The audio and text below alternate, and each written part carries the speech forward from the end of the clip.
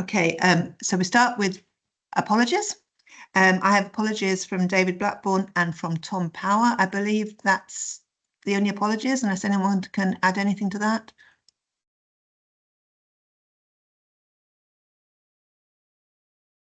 Someone else joining.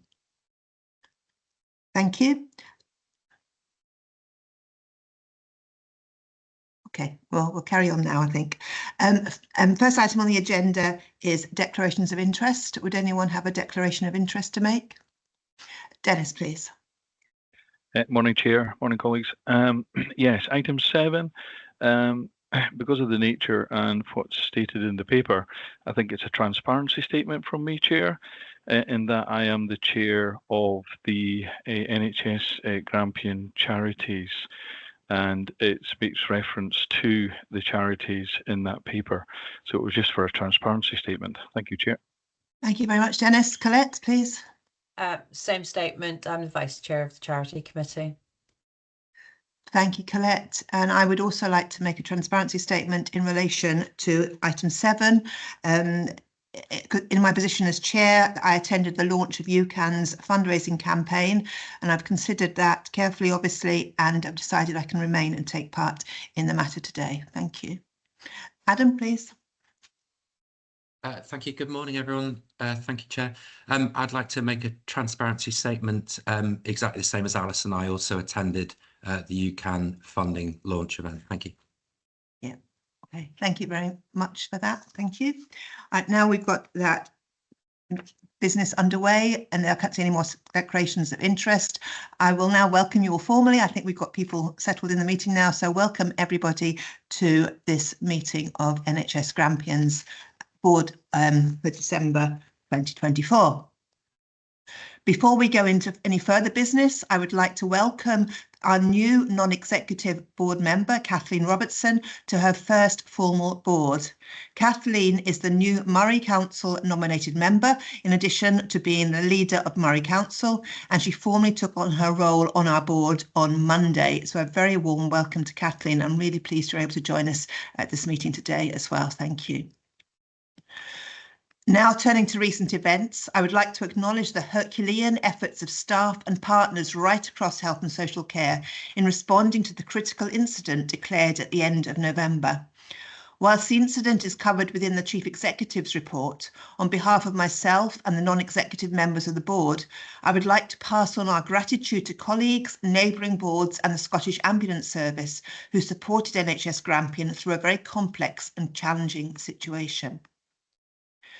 I would also add that surges of type that triggered the critical incident are regrettably becoming more commonplace, and I would urge the general public to help by collecting friends or relatives being discharged from hospital before midday whenever possible. This makes a huge difference and means we can prepare the bed for another patient without unnecessary delay. So it'd be great if everyone who could help with that can help. Thank you. With the additional pressures of winter in mind, I would like to acknowledge the extensive work that has gone into preparation and planning this year. The interconnectedness of health and care delivery means that it is more important than ever that we recognise the benefits of closer collaboration as we prepare to respond to increased demand. I'm therefore pleased that our collaborative efforts extend from working at national level with Scottish Government and other health boards to fostering ever closer links locally with our IJB partners. I would like to draw particular attention to item 12 on our agenda today, which looks at the future sustainability of our services. This item recognises that the landscape in which health and care is being delivered continues to change. As we have reported extensively at these board meetings, our financial position is becoming more challenging at a time when complexity of care and demand for services is increasing. I am therefore reassured to see this item before us today, which explicitly describes why strategic change is needed and sets out how it is proposed we should work together towards it. I would also like to acknowledge the whistleblowing report before us today. I have said on several occasions that raising concerns is part of an open and trusting culture, and that we have a collective responsibility to learn from what our staff tell us. I'm therefore pleased to see active promotion of the whistleblowing process itself, and that concern raisers report feeling listened to, while recognising there are some areas where we have more work to do. Talking about people joining our board as well, I would like to congratulate Judith Proctor on her appointment as Chief Officer for Health and Social Care Moray, following a robust selection process carried out jointly by NHS Grampian and Moray Council. Judith had served as Interim Chief Officer since June and is a key contributor at both board meetings, seminars and executive team meetings. So thank you, Judith, for your work so far, and look forward to you continuing to work with us now in this role. I'd also like to congratulate Aberdeen City on becoming part of the Marmot programme, which aims to reduce health inequalities. Everyone involved in securing participation should be proud of this significant step towards addressing the social determinants of health and the pursuit of equity. And finally, this is the last board meeting for our medical director, Nick Fluck, who is retiring. I'd like to pass on the thanks of all of us for his immense service to NHS Grampian and for his valuable support and advice to the board. Thank you very much, Nick, for all you've done, and best wishes for you in your future as well. Thank you. We now turn to item 4 on the agenda, which is the minutes of the meeting of the 10th of October 2024. Can we agree the minutes as a correct record, please? Thank you for that. Thank you. And then we have the action tracker associated with those minutes. Are we satisfied with what's recorded on the action tracker and the actions underway? Can we agree that? Thank you very much. I haven't had any indication of any matters arising from it. Derek, sorry, Derek, apologies. Thank you. Pages 15 and 16 on the action tracker. The climate issue. Good to see that Scottish Government has agreed to discuss how we could reduce emissions to reduce the levy. But the log says that action is closed. And I was just concerned that the board needs to know how these discussions are going and how this will be done. So I just wondered how we're going to take that forward in the future. Thank you. Yeah, thank you, Derek. The precise action related to making contact with the Scottish Government about this issue, and that has been done, which is why the action has been closed on that one. Of course, as a result of that, there needs to be ongoing discussions and ongoing work, which Alan Wilson is very much involved in as well. And obviously, as sustainability champion, you'll be very much involved in that as well. So yes, the action to contact Scottish Government has been done. The ongoing work as a result will obviously continue. Thank you, Sarah. Yes, I think this should be reported through usual business processes through PAFIC, which is where the infrastructure reporting goes. So we can make sure that it's included in future updates to PAFIC on the climate change work. Thank you very much for that as well. Thank you, Sarah. Thank you. Okay, any other comments on the action tracker? No, thank you very much then. So then we move on now to the Chief Executive's report, please. I'll pass to Adam. Please, Adam. Thanks, Alison. And so I think I'm disappearing into my background. The sun's shining on me, so it's lovely, but apologies if I'm looking disappearing into the background. So a few things this month to just update the board on and make sure everyone's cited on. The first relates to the critical incident that Alison has already mentioned, and I would extend my thanks to all the colleagues that are involved, and indeed all the colleagues that are involved from other organisations, both the neighbouring board, Scottish Ambulance Service, the Health and Social Care Partnerships, a really tremendous collective response that allowed us to move very quickly through a very challenging period of time. I think just a wee bit to emphasise, because there was a little bit of questioning of me previously about it, the real clarity that in events like this, people who have life-threatening conditions will always be prioritised and treated locally, and that absolutely worked well through the critical incident as we came through. We had a small number of elective procedures which were postponed, and they have all been rescheduled now. So I think the end bit is obviously there was disruption for people, and my apologies to anyone that was directly affected through that. But overall, the critical incident was absolutely the right thing to do and has allowed us to regain that sense of flow through the hospital that we needed at that period of time.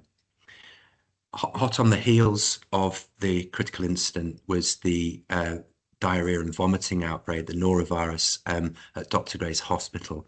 I've been updated just to today that the IMT has now been stood down and Dr. Gray's has resumed business as normal activity. So if in questioning Alison, if anyone has any questions, Louise Pearson has joined us today, who is the acting general manager up in Dr. Gray's and will be able to help with any detailed questions about any of the processes that happened throughout that event.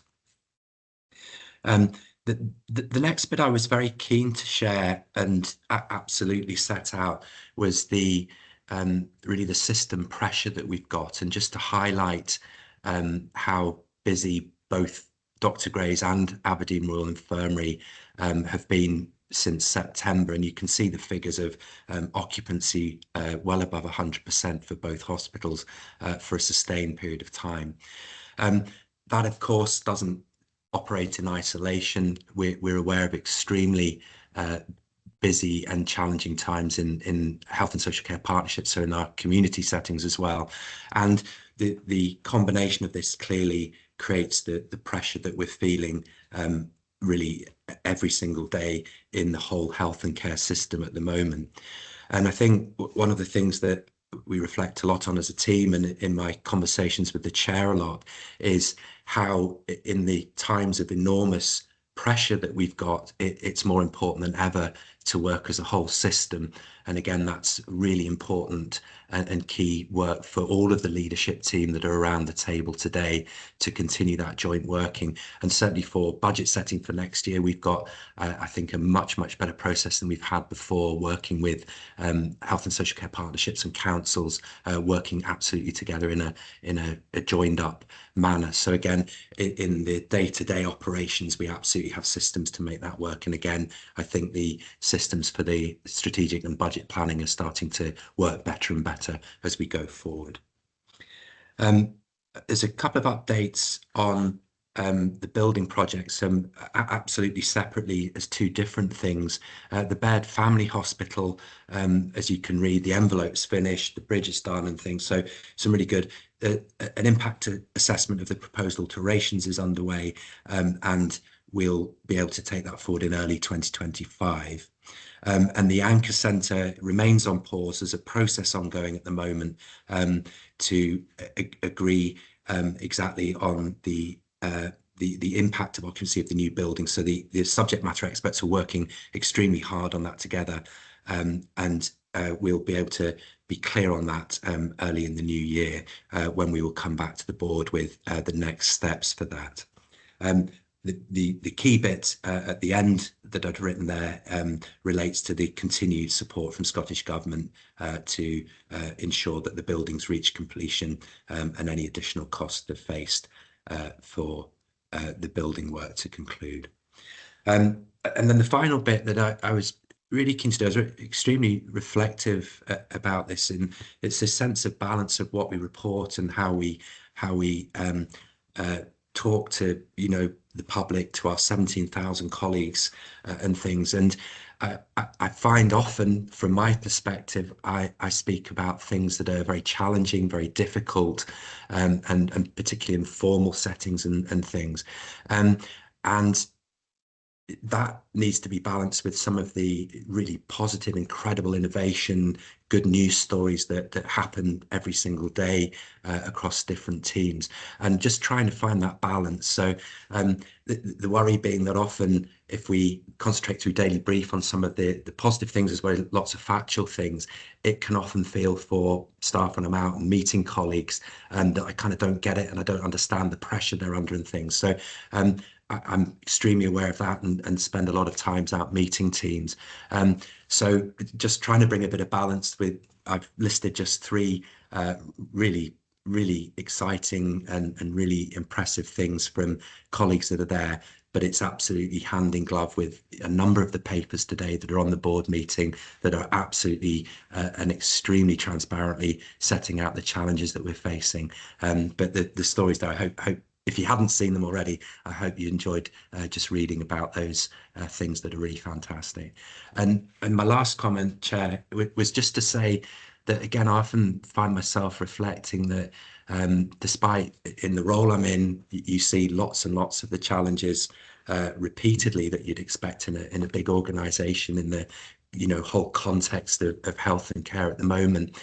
And yet I often find myself reflecting that every single day, thousands of people come into contact with health and social care, and thousands of people have an extraordinarily good experience. They get tremendous treatment, tremendous outcomes, and it's trying to remember that balance as well, that as people that work for us, all 17,000 people, really do a fantastic job every single day. And I extend my heartfelt thanks to everyone that works for NHS Grampian, and it genuinely makes me proud to be in this position. Thank you very much, Chair. And thank you very much, Adam, for expressing yourself so clearly then about your recognition and support for staff right across the organisation in what very challenging times. So thank you very much for expressing that so clearly as well. Dennis, please. Thank you, Chair, and thanks, Adam. Perhaps maybe a couple of things. One is with reference to Dr. Gray's and the norovirus, and it kind of links on to what you were just saying about how we communicate. And it was basically in terms of, do we have the communication links and lines open enough in terms of getting that information out into the community, and obviously around the hospital itself, of the significance of things like norovirus has and the impact it potentially has on how we deliver a service. So it's that messaging, getting that messaging out.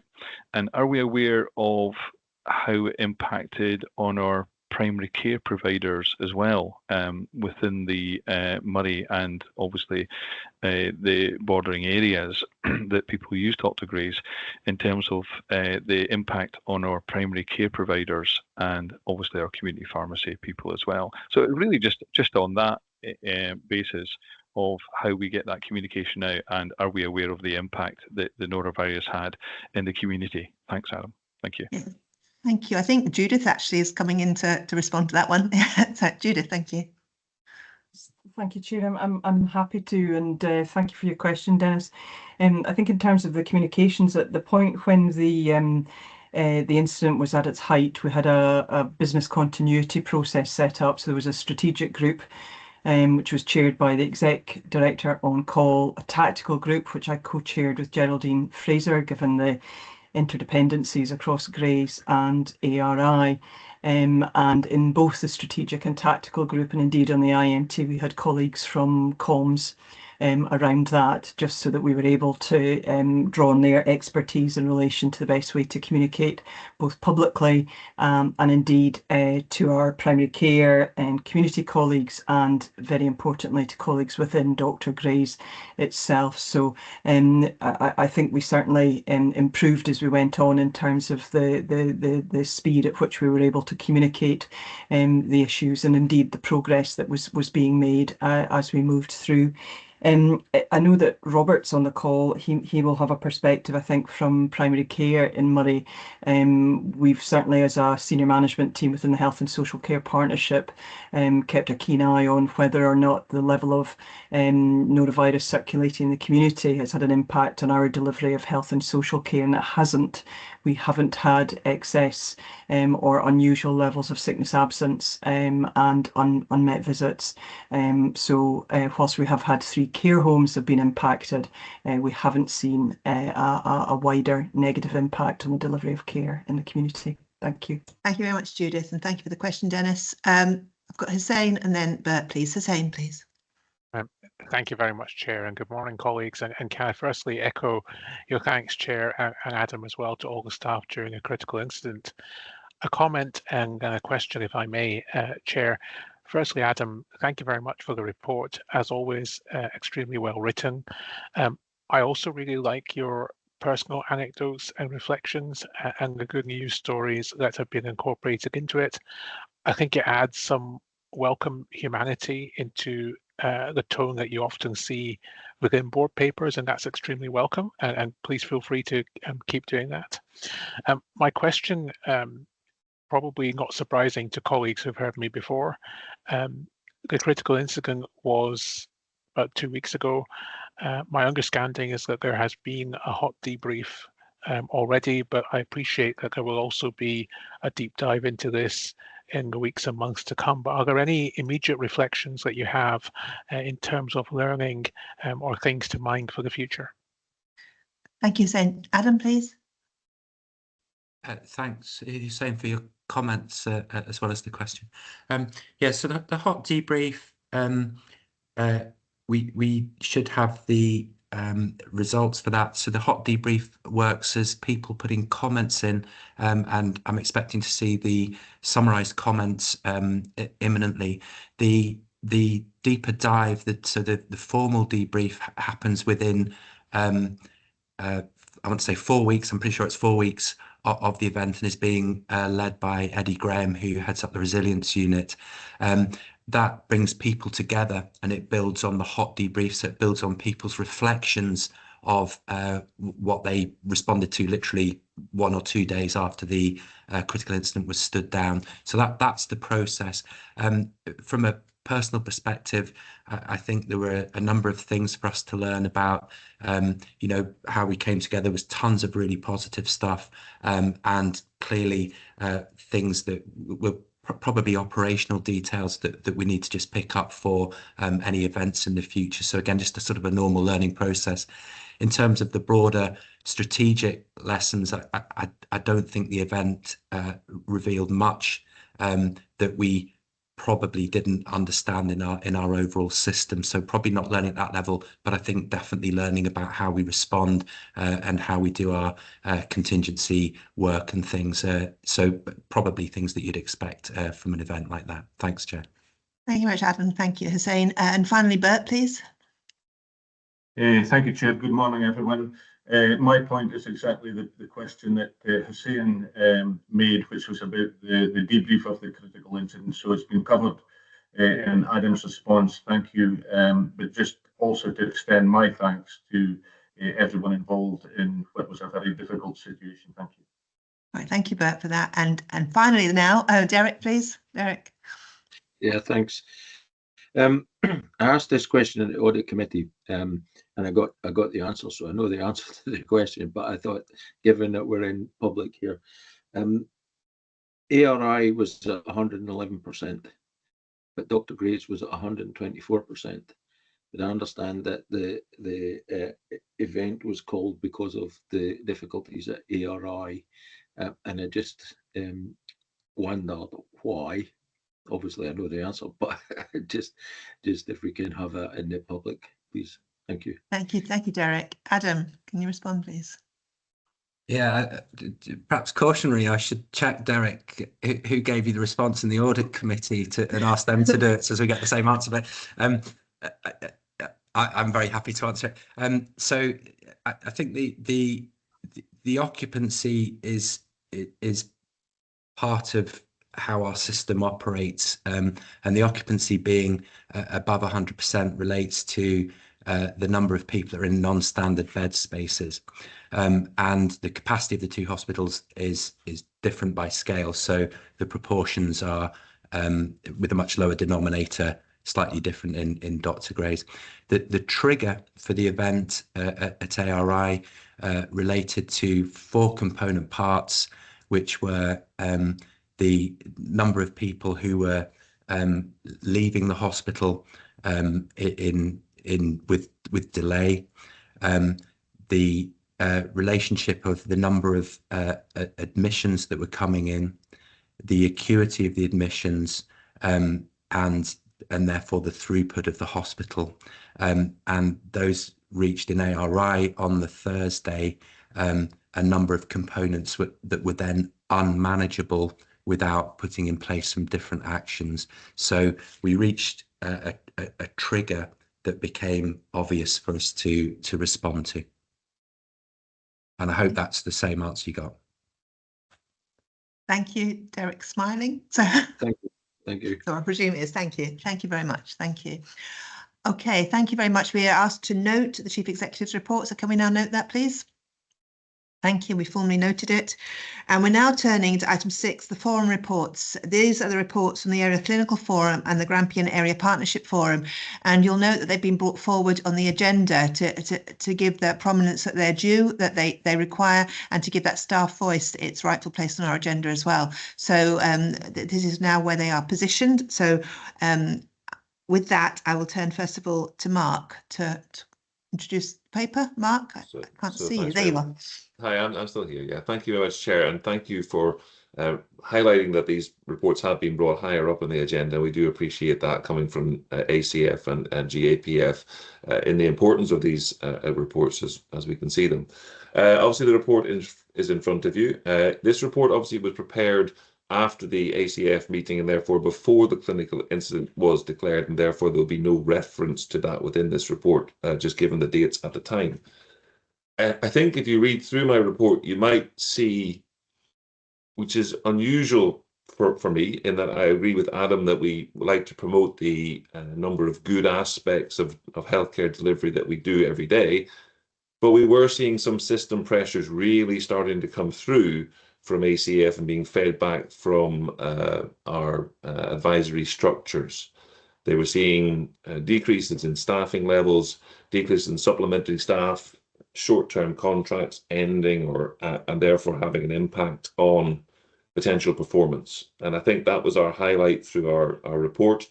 We obviously want to engage with the route map of strategic change, and we're pleased to see our position on the strategic board and the portfolio review, obviously, that Tom had intimated, although he's not with us today. So those were the general discussions that were had through the report. Happy to take any questions, but was coming to the fact this was probably one of our more pessimistic outlooks, I suppose, and that's not a view that I often put forward. But on the aspect of balance, we're maybe starting to see the balance tip slightly in our discussions away from the clinical aspects, which is always a little bit concerning from our forum point of view. So that's all just for me, but I'm happy to take any questions. Thank you for that, Mark, and thank you for the frankness of the report as well. I think that's really important to have that in front of us today, so thank you.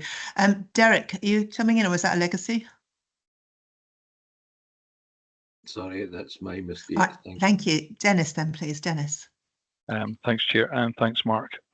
Again, a very interesting read, actually, in the report. But I'm just wondering, in terms of, I think you alluded to it in your comments there, but in terms of the pressures, I'm just wondering if there's any additional detail that you can give us in terms of the impact, especially around the psychological services and podiatry, because I noticed within podiatry, it's actually the risk factor is actually changed as well there. And I'm just looking at, that potential impact and whether or not there's anything can be done to obviously ease the pressure, apart from the very obvious, and that is obviously additional resources. But thank you, Mark. Thank you, Mark. Thanks, Dennis, for the question. I think this was just highlighting the difficulties in reduction in agency staff and to be able to provide the service. They then had to pull people in from other services and then prioritise where they were going to work at. And I think that's where it was having the impact throughout. It's like every service, if you pull one from one side to the other, then there will be an impact somewhere else. And I think that's really what they were highlighting at the time. The psychology service, we're talking a little bit about the fact that with the reduction in temporary funding posts, which obviously had been highlighted as being excellent at the time, if those aren't replaced or recruited to, then there was quite a few people that were being trained and recruited and coming through, and if there wasn't then positions for them, then that was going to have a knock-on effect. So I think they were just highlighting that as, again, a bit of a squeeze on the recruitment aspect. Hope that answers your question. Thank you, Mark. Thank you. And John, please. John, thank you. Yeah, thank you very much, and thanks for this report. And I'm going to refer to GAPF in the kind of comment I've got. It's really useful to see these and the balance that we've got to try and achieve. I'm mindful of the staffing issues, and we've got staff governance committee, there's the performance issues, so we've got these reports plus PAFIC, and then there's the workforce, the finance. So as I was reading through the various reports, I was thinking I've got to try and get some kind of proportionate handle on how we're doing across this balance. So it's a general question which maybe there isn't a direct answer for here, but I'm just thinking that the pressures are going to be more intense as we go forward and as we try to get a grip of the cross-system working and what the impact is on the system. So it's just I'm curious, have we found a way of drawing the different strands together? Is there even a way of doing that where we can, as a board, obviously see the individual elements, but then come to a view on it? So I'm sorry if that's a kind of indefinite or there isn't an immediate answer, but it does strike me that it's going to be quite tough over the next year at least. And as a board, we can note the individual pieces, but is there a way that we can try to get an overview of this? And maybe it's the how we're doing report or whatever, I don't know, but if some comment on that and maybe some reflection after the meeting would be helpful. Thanks. Yeah, no, I think that's fundamental, John, to what we're trying to do and how we're trying to do it. Thank you. I'll pass to Mark for his initial thoughts on that one, and maybe Stephen can pick it up in when he does his report as well. But Mark, please. Thanks very much, John. I think you've summarised some of the real difficulties that we have. I think that individually we can report our aspects of that, and I think we're just saying that we're highlighting the pressures that are really starting to come through, and I think we can't shy away from them. I think that's really what the report was about. The solutions, however, and I'm mindful that Alex has got his hand up, are obviously going to be very challenging, but it's that balancing act. And I think that any kind of balancing or scales may tip one way or the other. And I think that it's just our job as a clinical forum to start to represent, if we start to see any slippage in clinical performance, that will have to be highlighted. That is our role and our protocol to do that. So thank you. I'm sure Alex will keep me right on the financial balance side now. Thank you. Yeah, I'll just turn to Alex then. Thank you, Alex. A couple of things in relation to that. So as we work through this process in relation to what the budget looks like for next year, we are keeping on with the find and balance approach, and we are looking at how we can maybe kind of proceduralize that a little bit more or make a bit more of a process around about it. So that's certainly something the Chief Executive team are working on in that space. I think the other part of this, and I think you kind of referred to in your question, John, about how we understand what's the impact on performance of some of the decisions that might be made by, say, for instance, the IJBs. We're considering that as well. So I've pulled together a group across the partnerships and NHS Grampian to start to work through what the implications might be on our performance indicators of certain decisions that may be made, so we can start modelling that, and certainly that will form part of the discussions and the process that we work that we bring to the board as we work through that budget process. Thank you, Alex. Mark, are you coming back on that? Just to come back and say that we're very grateful in ACF, and I'm sure that Stephen will reflect this in partnership, that we are being interacted with the Chief Executive team and working with Alex with regards to these impact assessments that will come through from that point of view. And we would just offer that we will continue to work in good relationships with our CET to move that forward and that finding balance as best we can. So thank you very much. Thank you, Mark. I'm sure these are themes that will come through this meeting itself and meetings in the future as well coming forward. So thank you for that. With that, can we note the ACF paper, please? Thank you. And we'll turn to the Grampian Area Partnership Forum paper. Stephen, please. Thank you, Alison. Thank you, colleagues. Yes, like Mark has said, I welcome the fact that the GAPF and ACF reports are earlier in the agenda, and actually, certainly in terms of looking at these first three papers that we've considered, so the ACF report, the GAPF report, and Adam's Chief Executive report, I felt actually the three of them together, although they were, developed and submitted entirely independently of each other, they all help paint the picture. And I think particularly Adam's sort of comments about being balanced in terms of communication, absolutely dovetails with aspects of what GAPF have discussed in the past month. Clearly those staff who are members of the recognised trade unions, professional organisations, feed in issues, concerns. They engage with their accredited representatives. It is highly unusual, not impossible, but highly unusual for members of those organisations to be expressing good points, good news. It's the very nature of employee relations. But it's why we have a partnership forum where we collectively try and work together and do employee relations in partnership. So I think the report is there. While it didn't include the critical incident, it didn't include but purely because of timings, it does pick up on the very genuine challenges of the AMIA test to change and the concerns about staff experience. So happy to open up to any questions, Chair, and any comments from colleagues. Thank you. Thank you, Stephen. Thank you also for the frankness of the report as well. I think it's really important to have this in front of us as part of our Finding Balance working document. So thank you for that as well.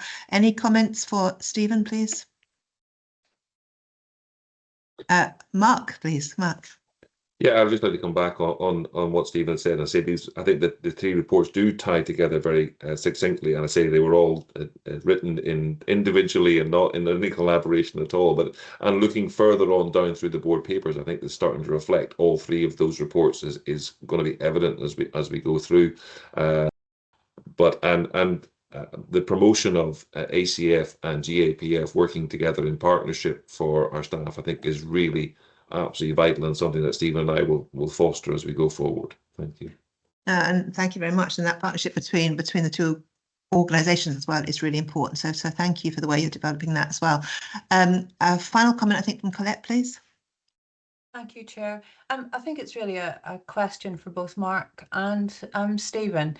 I note in Mark's report reference to the route map for strategic change. And with the conversation we've just had, I'm wondering how staff morale is at the moment and whether the route map is being seen as something positive. I know we'll be discussing it later in the agenda, but I think this is a good time to just ask the question as to whether that's seen as a positive move, and how is morale at the moment? Thank you. I'll turn services to Stephen since it's on his report, and then come to Mark. Stephen. Okay, thanks, Alison. Colette, thanks for the question. I think morale on any given day, is very much a sort of variable, issue. However, I think in terms of the, what's been shared so far about the route map, I think there being a direction is actually a welcome thing. There is very much something about how to give staff who are coming in and doing their job day in, day out. It's about giving them some sense of hope. While yes, so it is, in many ways it links back to what's in Adam's report about balance and communication. While yes, there is superb innovation, there are superb things that happen every day of the week that NHS Grampian people do. Actually, there are significant challenges, and if we focus on either of those two things, then we'll fail to see the wood for the trees. But actually, there being a clear plan for how we get to a better place, I think that's also incredibly important for all of the workforce. Thank you, Stephen. Thank you. And Mark, please. Yeah, I think I would echo those sentiments. I think morale is a very difficult thing to completely judge across 17,000 employees. But I think some of the feelings are that we need transformational change, but it's sometimes challenging to achieve that when you're firefighting at the front line sometimes. So I think that's a standard discussion that many people will have, and having the headspace to do those things is always going to be a challenge, but something we have to do. I think that's all we can say, and we'll work in partnership and collectively with our teams to do that. Thanks. Thank you. I think that ongoing partnership is absolutely essential as we try and steer a way forward through the challenges and maintain that vision going forward as well. So thank you, Mark and Stephen, for your comments there. I can't see any other comments. So with that, can we note Stephen's report, the GAPF report, please? Thank you. Thank you for that. And we will now turn then to item 7, the infrastructure investment Swift Urological Response and Evaluation Unit, Aberdeen Royal Infirmary. And I'll turn first to Adam for this, please. Adam. Thanks very much, Alison. I'm just going to say a couple of broader points before asking Sarah to just pop something on the screen and then Alan to take us through the paper. So I chair the National Cancer Delivery Board, and as a country we're focusing on urology. We're just starting a programme of focusing on urology as an area of disease that we definitely need to do more work to catch up some of the backlog across the country. So the paper in front of you and the scheme, the SURE scheme, it is absolutely fantastic, and I'm extremely supportive of us making progress on this work. We're very fast moving in this at the moment, and I'm going to ask, with the chair and then the committee's permission, that we just revise the recommendations, and that's what I'll ask Sarah to put on the screen. The reason being that as we look at that national picture and what we're trying to do, and SURE is really, really consistent with that, how do we make sure that we've just got that aligned with a little bit of the work that you're very familiar with around the route map, which we're speaking about later, and the bed-based bit, and then ensuring that we've got that integrated impact assessment on the proposal. I think I've just heard very, very recently, just hot off the press, that again there's additional interest in the fundraising, which again just supports that sense that we just do one more small bit of work just to check we've got those things aligned appropriately. I'm really acutely aware of the pace that we need to work on a bit of work, if you give me permission to do that, to commission that. So we will do this very rapidly, and I'll also seek your permission to delegate authority to me, assuming you support the paper overall, delegate authority to me to then just make sure we don't have to come back through the board cycle, so that we add no further delay beyond just getting this bit of work absolutely correct.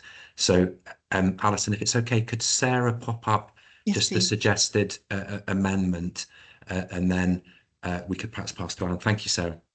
Thank you.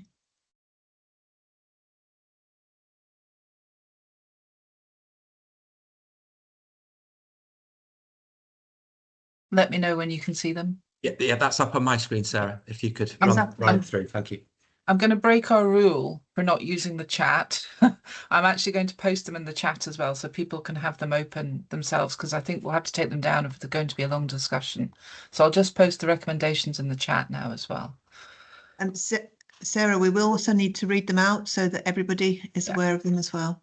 Yeah. Do you want me to do that just now, or after the discussion? Just now. If you read them out now, so people got them in their heads. Yeah, thank you. Okay, so we're amending recommendation 2 in the paper, and it will read: approve in principle the establishment of the Swift Urological Response and Evaluation Unit, SURE, and note that the Chief Executive will commission further work to define the alignment of the SURE unit with other work on modernising patient pathways, the bed-based review, and the outputs of the route map for strategic change, and commission an integrated impact assessment on the proposal. We're going to add a new recommendation 3 in. Delegate authority to the Chief Executive to approve the final expenditure for the project as determined by the Commission to define the alignment of the SURE project with other strategic projects affecting service configuration within ARI. And we're amending recommendation 5. Agree, subject to charitable funding confirmation, to support an initial period of 3 years and the conclusion of the Chief Executive's Commission on alignment of the SURE unit with other strategic projects affecting service configuration within ARI, the enhancement of staffing establishment as set out in the workforce plan for the project. Thank you very much for that, Sarah. Thank you. I'll stop sharing my screen now because people can view it in the chat, and that means everybody can see whoever's speaking. Okay. Thank you. Hussein, do you want to come in? Is that Yeah. accessible? Yes, thank you very much. Thank you for reading that, Sarah. I appreciate it. And Is also it? it's Yeah. question. Sorry, are we Is on it- question? We haven't had the report introduced properly Oh, yet, right, so I sorry. was just checking that you were coming in to say Yeah. that you were. No, sorry. It's accessible to you. That's fine. That's It just is. what I want to check for now. We need to have Alan introduce the report first, then we'll come back to you for a question. Then, thank you. Sorry, apologies, Hussein. Alan, sorry. Yeah, thank you, Chair. And I'm delighted to say that work has been ongoing with UCAN, one of our charity partners, and it was to support them in the development of the Swift Urological Response Evaluation SURE, which Adam has mentioned there. So the SURE unit aims to enable more patients with suspected urological cancer to be seen quicker with the creation of a one-stop facility. So the focus on this has been through to our asset management group as an infrastructure problem, and there was a comprehensive business case put forward which relates to the affordability, quality and safety part. However, as you're aware, the scaling of delegation means that we need to bring this infrastructure part to the board, given that the scheme of reserved decisions requires that infrastructure investment in excess of $1 million needs to come for board approval. So the paper is there, it's quite comprehensive in the detail it's there. I'm delighted to welcome James Endow and Justine Royal, who are part of producing the paper, who are there to support us in any questions in regards to the content there.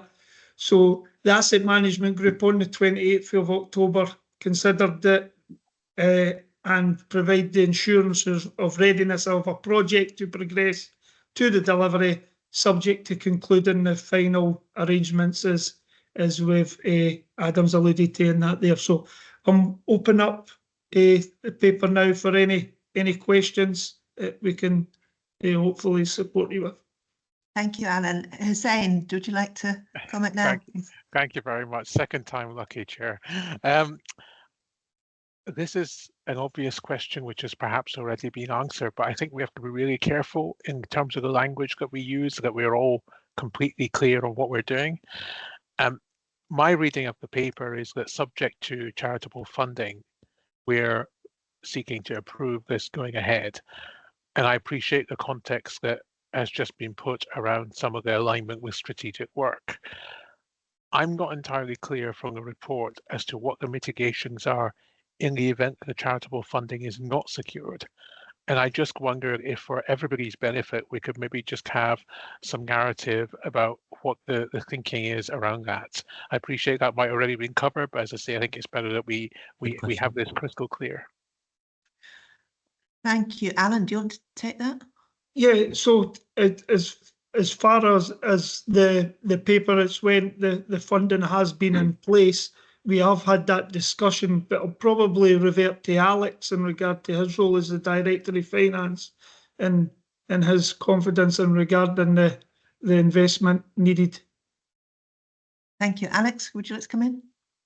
Yeah, thanks. In the paper, he's saying it talks about the memorandum of understanding, so we'll have more opportunity to flesh some of that stuff out during that period.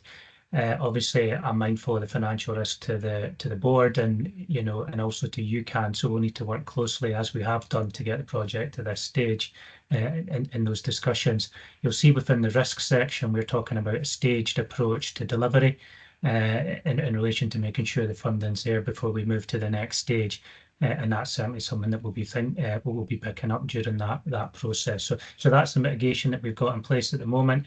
As I say, I'll be looking to strengthen that through the MOU and work to try and get this project off the ground. Thank you. Does it give you assurance, Hussein? It does. Yes, Chair, if you'd allow me maybe just to belabor the point for a little longer, if I may. Given that we're seeking to amend the recommendations for delegation, I'm just wondering, how does the board, what's the route to the board then receiving an update as to how this all progresses and the proposed timescale for that? And apologies if I'm pushing that point, but I'm not entirely clear as to what the route forward is. Thank you. I'll bring Adam back in on that one. Thank you, Adam. Yeah, thanks, Alison. Yeah, Hussein, really good to get that clarity. I think as the little bit of work I want to commission is completed, we can update the board informally by, through a briefing, and then we can bring it back to the next formal board after that, Alison, if that's appropriate, just to conclude it in public, so as the board are formally updated, as well as we can do the informal briefing en route, so as everyone's up to speed with what's happening. I think that transparency at a board meeting is really important as well. Thank you. Would that be enough, Hussein, for you? That gives me the reassuring sign. Thank you, Chair, and thank you for letting me dwell on that. No, and thank you for raising it. That's what we're here for. Thank you. Derek, please. Thanks, Alison. I wrote down here, excellent. I think this is a really good news story, and a huge well done to the staff involved, and in particular to the 2 doctors that have taken this forward. And it particularly when urology is one of our longest wait areas. So I just was really pleased to see this. The laser treatment as well sounds a great step forward. And having seen through my father how things worked in the past, this sounds like a really excellent move forward. And I just thought that this was a very good example to the Scottish Government of the region making progress without Scottish Government funding, despite our lowly funding base. So we're doing something here in the North East for the benefit of the North East, and from the paper perhaps a bit wider. And given our current situation, I think we should be letting Scottish Government know how well we're attempting to help ourselves, as well as get a fair share of the funding. So, I mean, that's a side point. The main point is well done to the people involved here. I think this is brilliant news. Thank you. Yeah, thank you very much for those comments, Derek. Thank you. Mark, please. Thanks very much, Chair. I suppose one of my comments that's coming from the paper is the 10.5 whole time equivalent and what that actually relates to, please. Obviously, those are, if it's not been broken down, and maybe Justine or James could give us some information about that, please. Thanks. Thank you. Alan, who do you think should respond to this one, please? Hopefully James or Justine could bring in the breakdown of that. Thank you, Justine. Justine, thank you. Happy to do that if that's okay.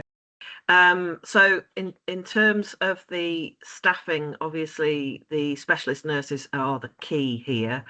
Some of that is already out with and already funded through a separate part of the project from UCAN, and then we've got the ward manager, which is again half-time ward manager, half-time specialist nurse, healthcare support workers, which will be crucial in reducing the workload for the specialist nurses.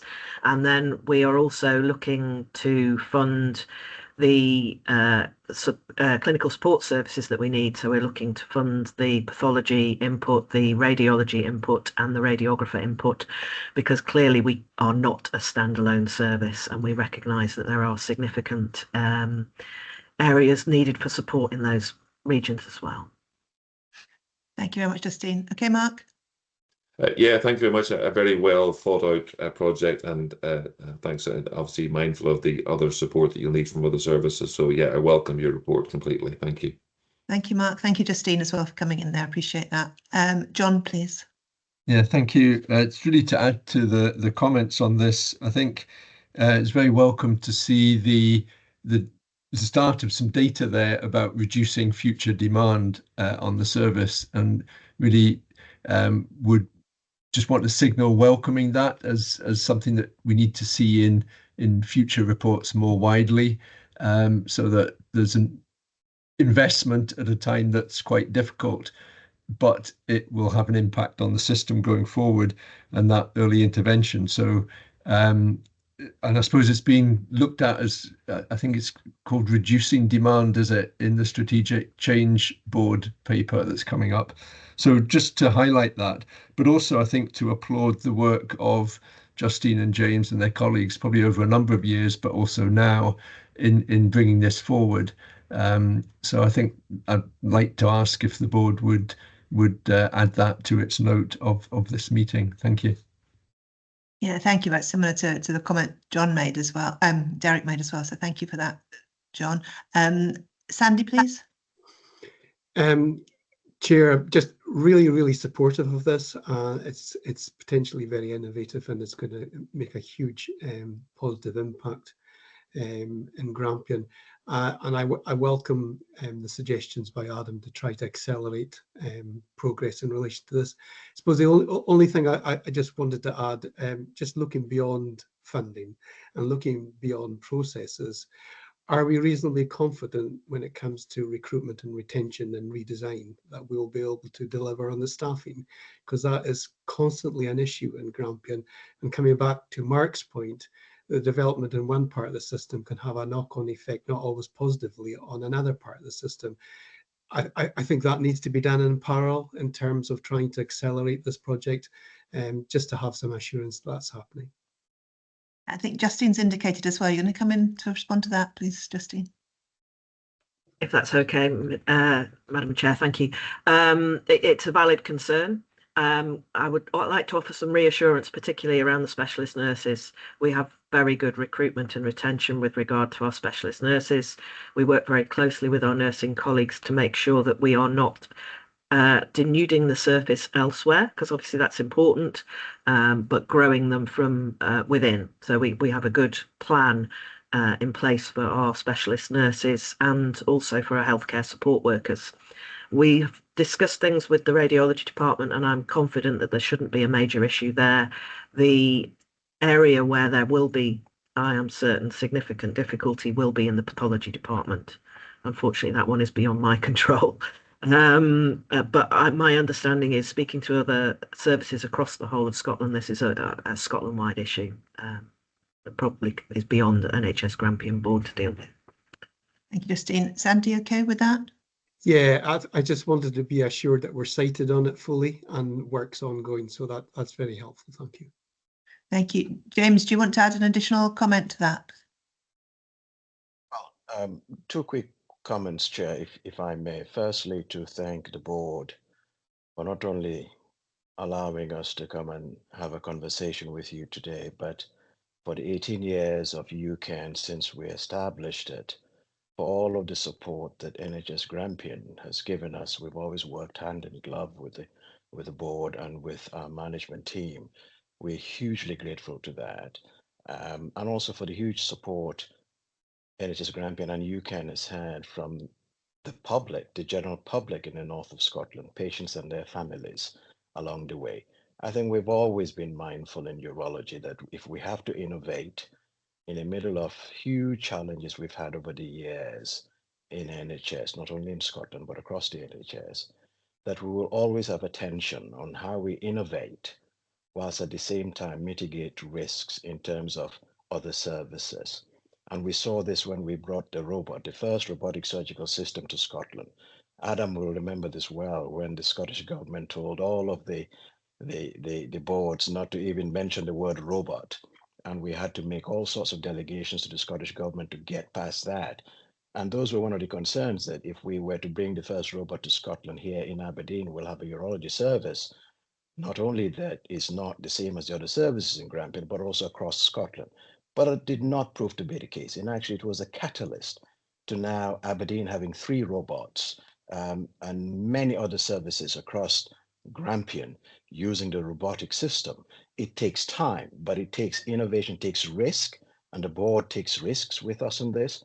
But we mustn't allow the risks to stop us doing what is right for even an initial smaller population, but we work together to grow that, to make sure the benefits hits the patients and their families across the system, across the north of Scotland. Why shouldn't Aberdeen and the north be the first to do these things in Scotland? Why shouldn't we be? So thank you ever so much. Thank you for those comments, James. Thank you. I've got comments from Dennis and Joyce, please. Now, Dennis. Chair, thank you. And I'm mindful of my transparency statement at the beginning, and certainly don't want to prejudice any outcomes.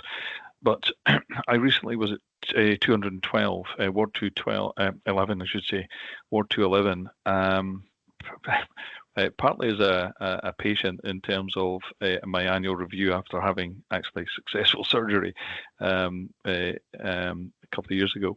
But I actually was there as a non-exec speaking with the staff at 211 and the staff at UCAN, and can say that, you know, they are extremely positive about the project and saying that it is needed in terms of better patient outcome. And the flow through of patients in the UCAN lounge was absolutely amazing in some respects, because everybody was very positive.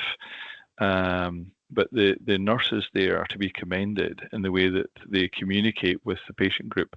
But even the catch up on things like their telephone conversations. As I say, I was fortunate enough to be there as one of my visibility visits, and I can just commend all the staff within 211 and the work that they do. But they quite clearly state that moving forward, we actually need to move forward with this particular project, and that's their view. Thank you, Chair. Thank you very much for that, Dennis. Thank you. And finally, Joyce, please.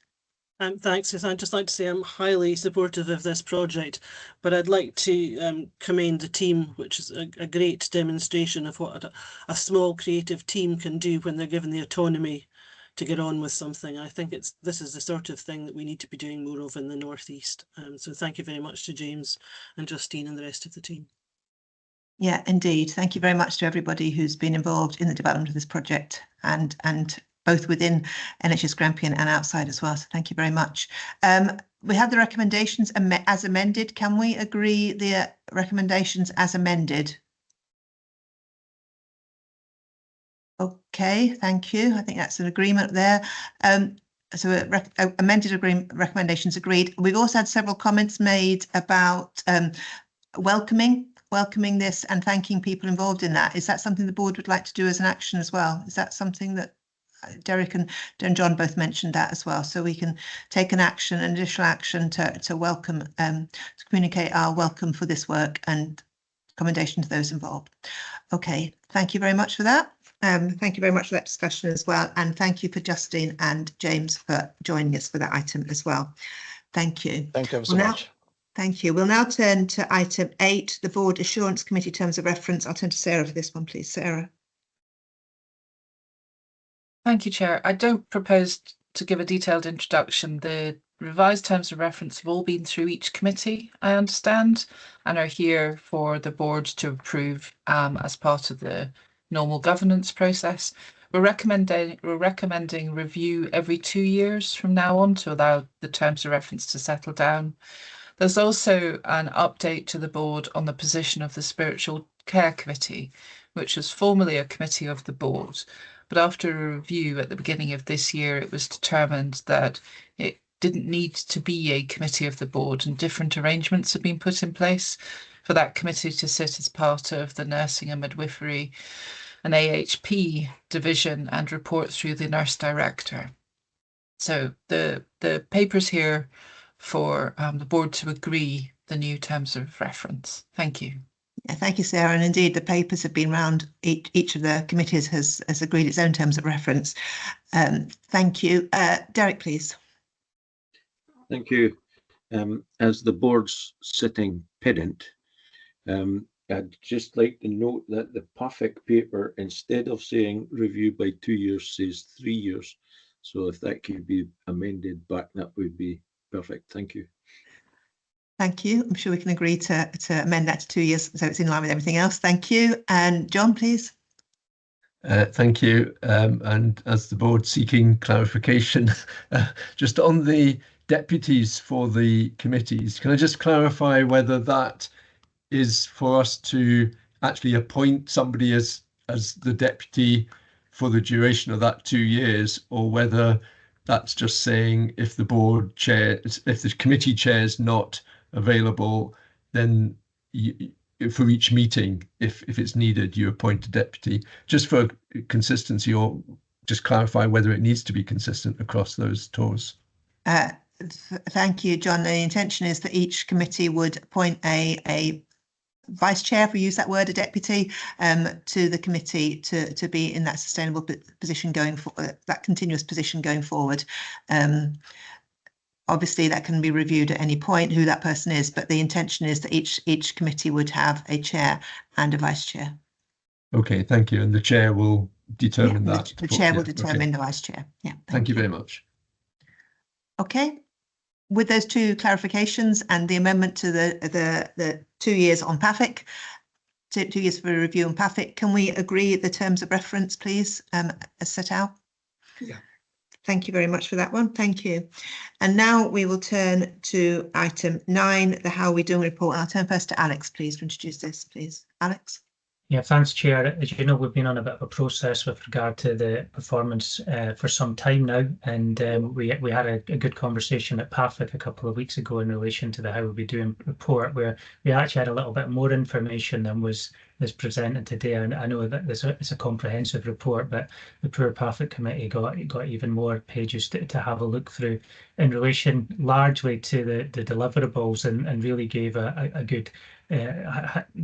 We really had a lot of information in those deliverables and process in relation to there. I've decided to try and cut that out of the report to the board so that we can try and just focus on some of the main areas.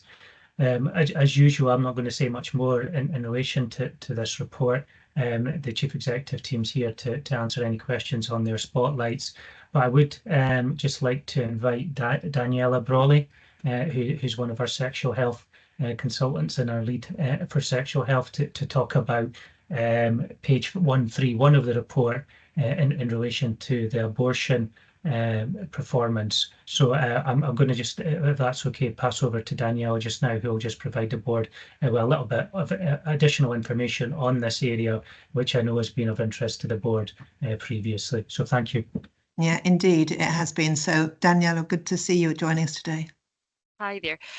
So yeah, I'm here to talk about our sort of KPIs with regards to abortion care. So there's Healthcare Improvement Scotland standards, which basically mandate us to see people within 1 week of seeking abortion care for an assessment, which is done since COVID over telephone. And again, that's been mandated, that pathway, by the Scottish Government. And then from that abortion care assessment on the phone until their procedure has to be done within 7 days as well. And again, that's part of Healthcare Improvement Scotland standards. So we have 2 KPIs around that. So the first KPI we do pretty well. We've got over kind of almost 100% each quarter, and that's because we have created some flexibility within the sexual health service to flex to demand.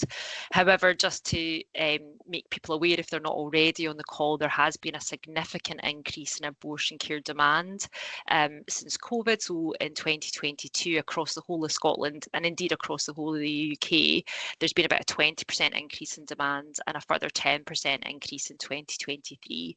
And we think 2024 will increase that again, although potentially not to the same extent. So that's obviously created a lot of capacity issues, as I'm sure is the same across lots of different services, but particularly for the sort of time-dependent sort of aspect of abortion care. So we have flexed within our service to prioritise abortion care for KPI 1, and as I say, that has worked relatively well. KPI 2 is a bit more complicated, so it involves patients coming in for a scan if they require it from a clinical or social perspective. So we need scanning capacity, and then it also involves potentially for some patients inpatient care for either medical or surgical option. And obviously our acute care colleagues, bed space, theatre space is at a premium, and therefore the KPI 2 has been more variable, and certainly in the last quarter we've seen a drop in that KPI. So we are working as much as we can. So first and foremost, we're working with prevention, which we believe is the best way to go. So we are trying our best to increase access to all methods of contraception, but particularly those that are the most effective. So long-acting reversible methods like coils, implants, etc., in our own specialist service, but also among partners in primary care. We know primary care is under a huge amount of pressure since COVID. So the rates of insertion of these methods has dropped since COVID, which is understandable, but we're working with primary care colleagues and partners as best we can to try and improve that. There also is some themes coming through around hormone hesitancy. So a lot of this is very much paralleled with, for example, vaccine hesitancy, vaccine myths, healthcare myths in general, and mistrust. And certainly we're seeing that come through as well. So we're working with partners across Scotland and certainly hoping to put in a small research bid next year to try and get more nuanced conversations around that to see how we can try and challenge that and sort of making every opportunity count.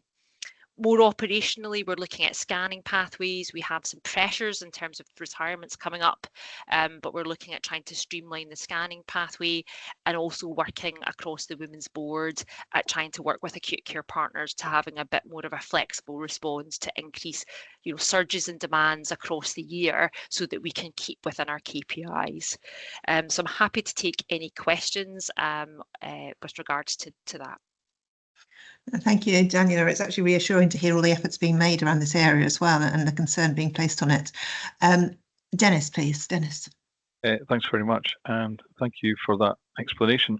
I'm just wondering, in terms of the scanning, do we make full use of the portable scanning within our various community options available to us? And I'm just wondering, in terms of the prevention part that you're mentioning, and I welcome the fact that you're saying a research moving forward here, but in terms of the prevention element, how closely are we working with our education partners in terms of our schools and our colleges, universities, to try and ensure that this is maybe part of that learning, just to keep that information very much at the forefront of people's minds? Thank you. Thank you. Daniela? Yeah, no problem. So certainly, we can use radiology, but I suppose we want to do things as efficiently as possible. So as well as a scan, there's other parts that happen. So people often are given their medications, ongoing contraception within that one setting. So we try and maximise that. We have used radiology colleagues in Moray because there has been some challenges, particularly with provision within Moray recently. So we have used that, but it does make things less slick because people have to attend for a scan from a radiology colleague, but then they do have to then see a nurse to get medications and then potentially see somebody else to then get a method of contraception. So we're trying to use the system as efficiently as possible because we know obviously our radiology colleagues are under stress as well. However, saying that, if we have obviously recruitment challenges in the future, certainly that's something that we will definitely revisit. With regards to prevention, 100%, yeah, I think speaking to obviously our education colleague is essential in having them part of the conversation. So there's lots of national work ongoing around this, and certainly locally we also have good contacts with education and the sort of national curriculum which is in place for sexual health. But Lisa, who's on the call, who's one of our public health colleagues, is more heavily involved in that and may want to come in just to sort of add to that. Thank you. Lisa, do you want to come in? Yeah, thank you very much, Chair, and thank you for your question, Dan. So I guess the increase in abortion rate we're seeing across all age groups, and there's lots of misinformation out there, as Daniela says, on, for example, social media platforms, which has created that buzz around hormone hesitancy. We don't have the financial means to combat some of that, and actually what happens is if you try and work with social media companies to remove some information, then it fills a gap and then some more information comes in place. So we're doing really lots of work to try and understand some of that experiences and stories from all age groups of women to try and find out what the determinants are. And I guess for us, it's about putting in place those consistent messages and having good access to quality information, and the NHS being a really trusted source of information. I guess some of the anecdotal feedback is that it's often peers and family members and friends and their stories that impact on decision making. So again, it's really trying to understand that in a concise way and continue to offer that factual information and make access as easy as we can to contraceptive methods and enable people to make informed choices. Thank you very much, Lisa. Thank you. Mark, please. Thanks very much. Thank you very much, as always, Daniela. This is not a question as such, but a comment in that this is obviously coming through Clinical Care and Governance Committee in one of Aberdeen City Health and Social Care Partnerships hosted service. So this will be front and centre, and hopefully we'll be coming back to IJB again and see if we can make some more progress on this, because this is something that I've highlighted on a number of occasions now. So hopefully that will happen. Thank you. Yeah, thank you for that comment, Mark. I can't see anyone else on this particular aspect. So thank you very much to Daniela and Lisa for presenting there. I think this is a matter that's been of concern to the board, so it's good to have you coming to talk about this key issue on women's health as well. So thank you. If we move now to the rest of the Howarding report and widen it to any other question, I think I just want to comment to Preston as well how great it is to have the report as it is. The emphasis we have now on the milestones really help us understand how we're progressing on the deliverables in the plan as well. So thank you for that. I think it's very helpful for us as board members to be able to look at the milestones and help in our scrutiny of how we're progressing across the organisation. So can I open any other questions on the general how are we doing report, please? Bert, please. Thank you, Chair. Two questions and perhaps observations which are in relation to complaints. Firstly, in relation to the timescales, and I note there is work that is underway to try and improve the timescales for responses. I also note that there was a piece of work done in September, I think it was, which brought some degree of improvement in performance. And I'm wondering if that, the introduction of that is something that the feedback service is to be considering for revising processes going forward. The second point is probably more of a comment and a question. And I note that a main theme of complaints is about oral communication and indeed staff attitude and behaviour. And I just wonder if there's any comment in relation to these statements. Thank you. Thank you, Bert. June, are you best placed to take these comments? I'm very happy to do so, Chair. Thank you for the questions, Bert. In relation to timescales, the feedback team are just one part of the process to responding to complaints. The people who actually respond and do the review and investigate the complaint themselves are the people on the ground who are delivering services. So as you can understand, given the extreme challenges our services are facing, there's been a slowing down to the response to complaints because it's the same people who are doing it, people who are ensuring that we've got flow in our system, ensuring we've got adequate staffing, etc., are the people who are responding to the complaints. So hence, sometimes they're not prioritised because they're prioritising the patients who are currently within our system. So that has been a challenge. Thankful that you picked up on the work that was done in September, and that was with one of the portfolios. And what we did was quite a targeted piece of work with them to look at a number of complaints they had over a period of time and what we needed to help them move that on. So there was a group of people got together to do that kind of targeted work over that period of time, which helped reduce. And that process has now been rolled out in other bits of the system to support them in the same way. And the last bit I think you asked was in relation to attitudes of staff. And I suppose it's interesting, we've got our complaints team here, but we don't have our compliments team. Equally, our compliments, our biggest theme of them is round about our staff. So you've got both. The work that we've been doing in relation to that is we had a kind of cross-system learning event just earlier this or the end of last month, actually, in relation to this, and thinking about how we can get staff, how do we improve that communication? How do we get staff to be working differently? Because often it's down to communication, attitudinal element come through. So there is continuing work around that to try and understand it and understand how that presents to the people who access our services and what the issues are for our staff. So we are doing some work around that. Thanks. Thank you, thank you, June. Bert, you were assured by that? Yeah, I did actually mean to comment upon the critical thinking session in November, and I just wonder if June has any knowledge of what came out of that in relation to the complaints themes. June, are you able to say more? Yeah, I can say a little bit about that. So the critical thinking session was for people across the system who respond to complaints. It wasn't just the feedback service, so it's everybody who was involved, and they have developed quite a few actions that they're going to take forward from it.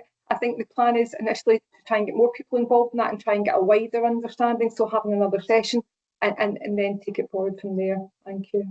Thank you very much for that, June. Thank you. I'll now pass to Richie, please. Yeah, thanks, Chair. A few comments and then maybe one question at the end.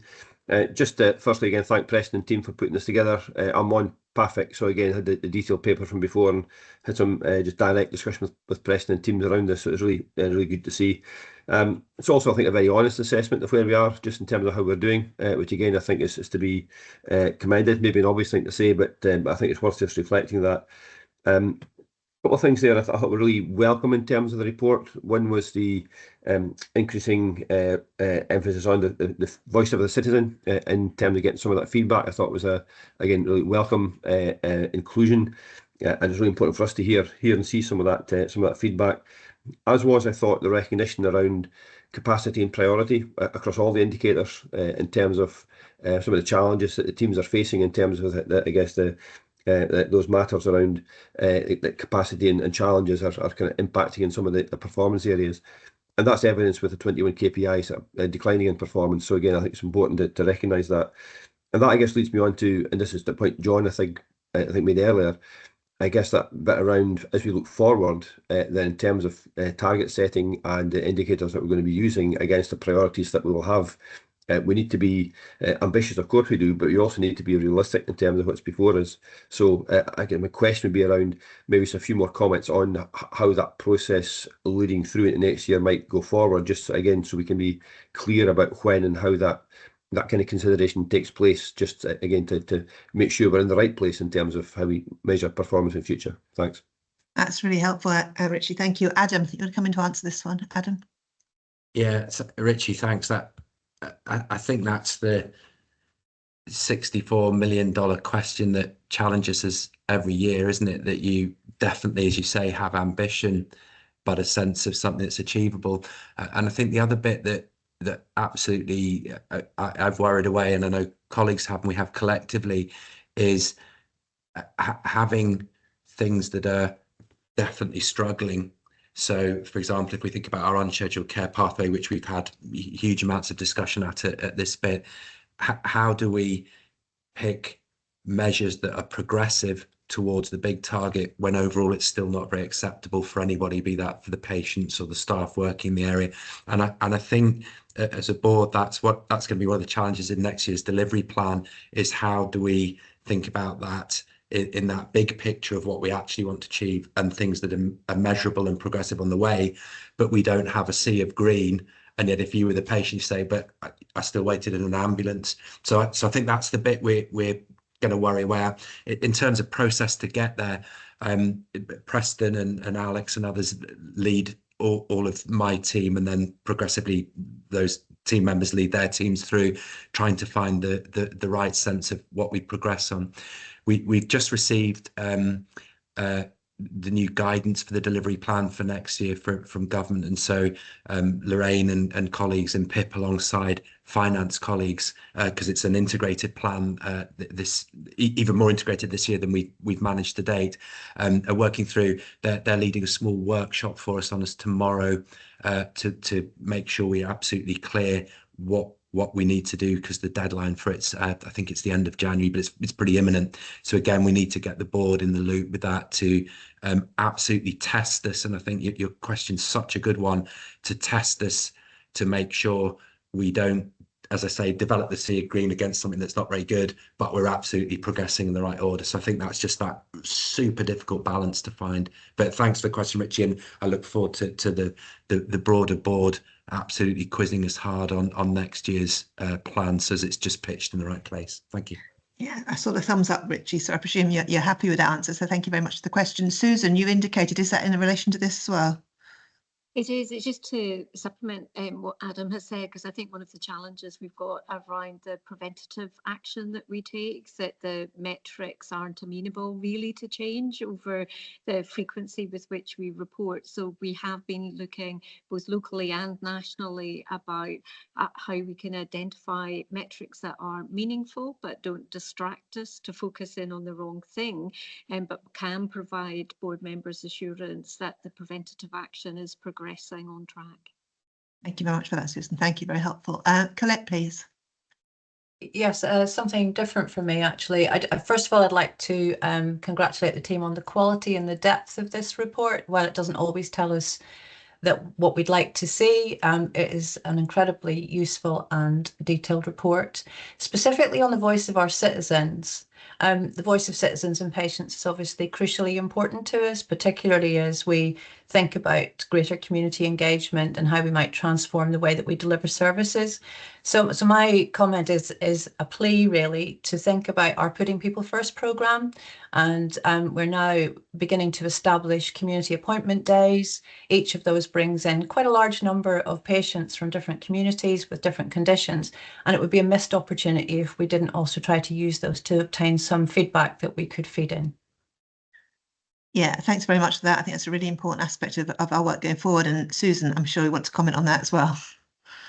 Yeah, no, thank you, Colette. I was having a conversation with Luann yesterday about pulling a report together for the next board meeting, given that we'll have undertaken a number of community appointment days, but also you'll be aware that we are working with June's team and Tom's team around how we might test some real-time feedback loop.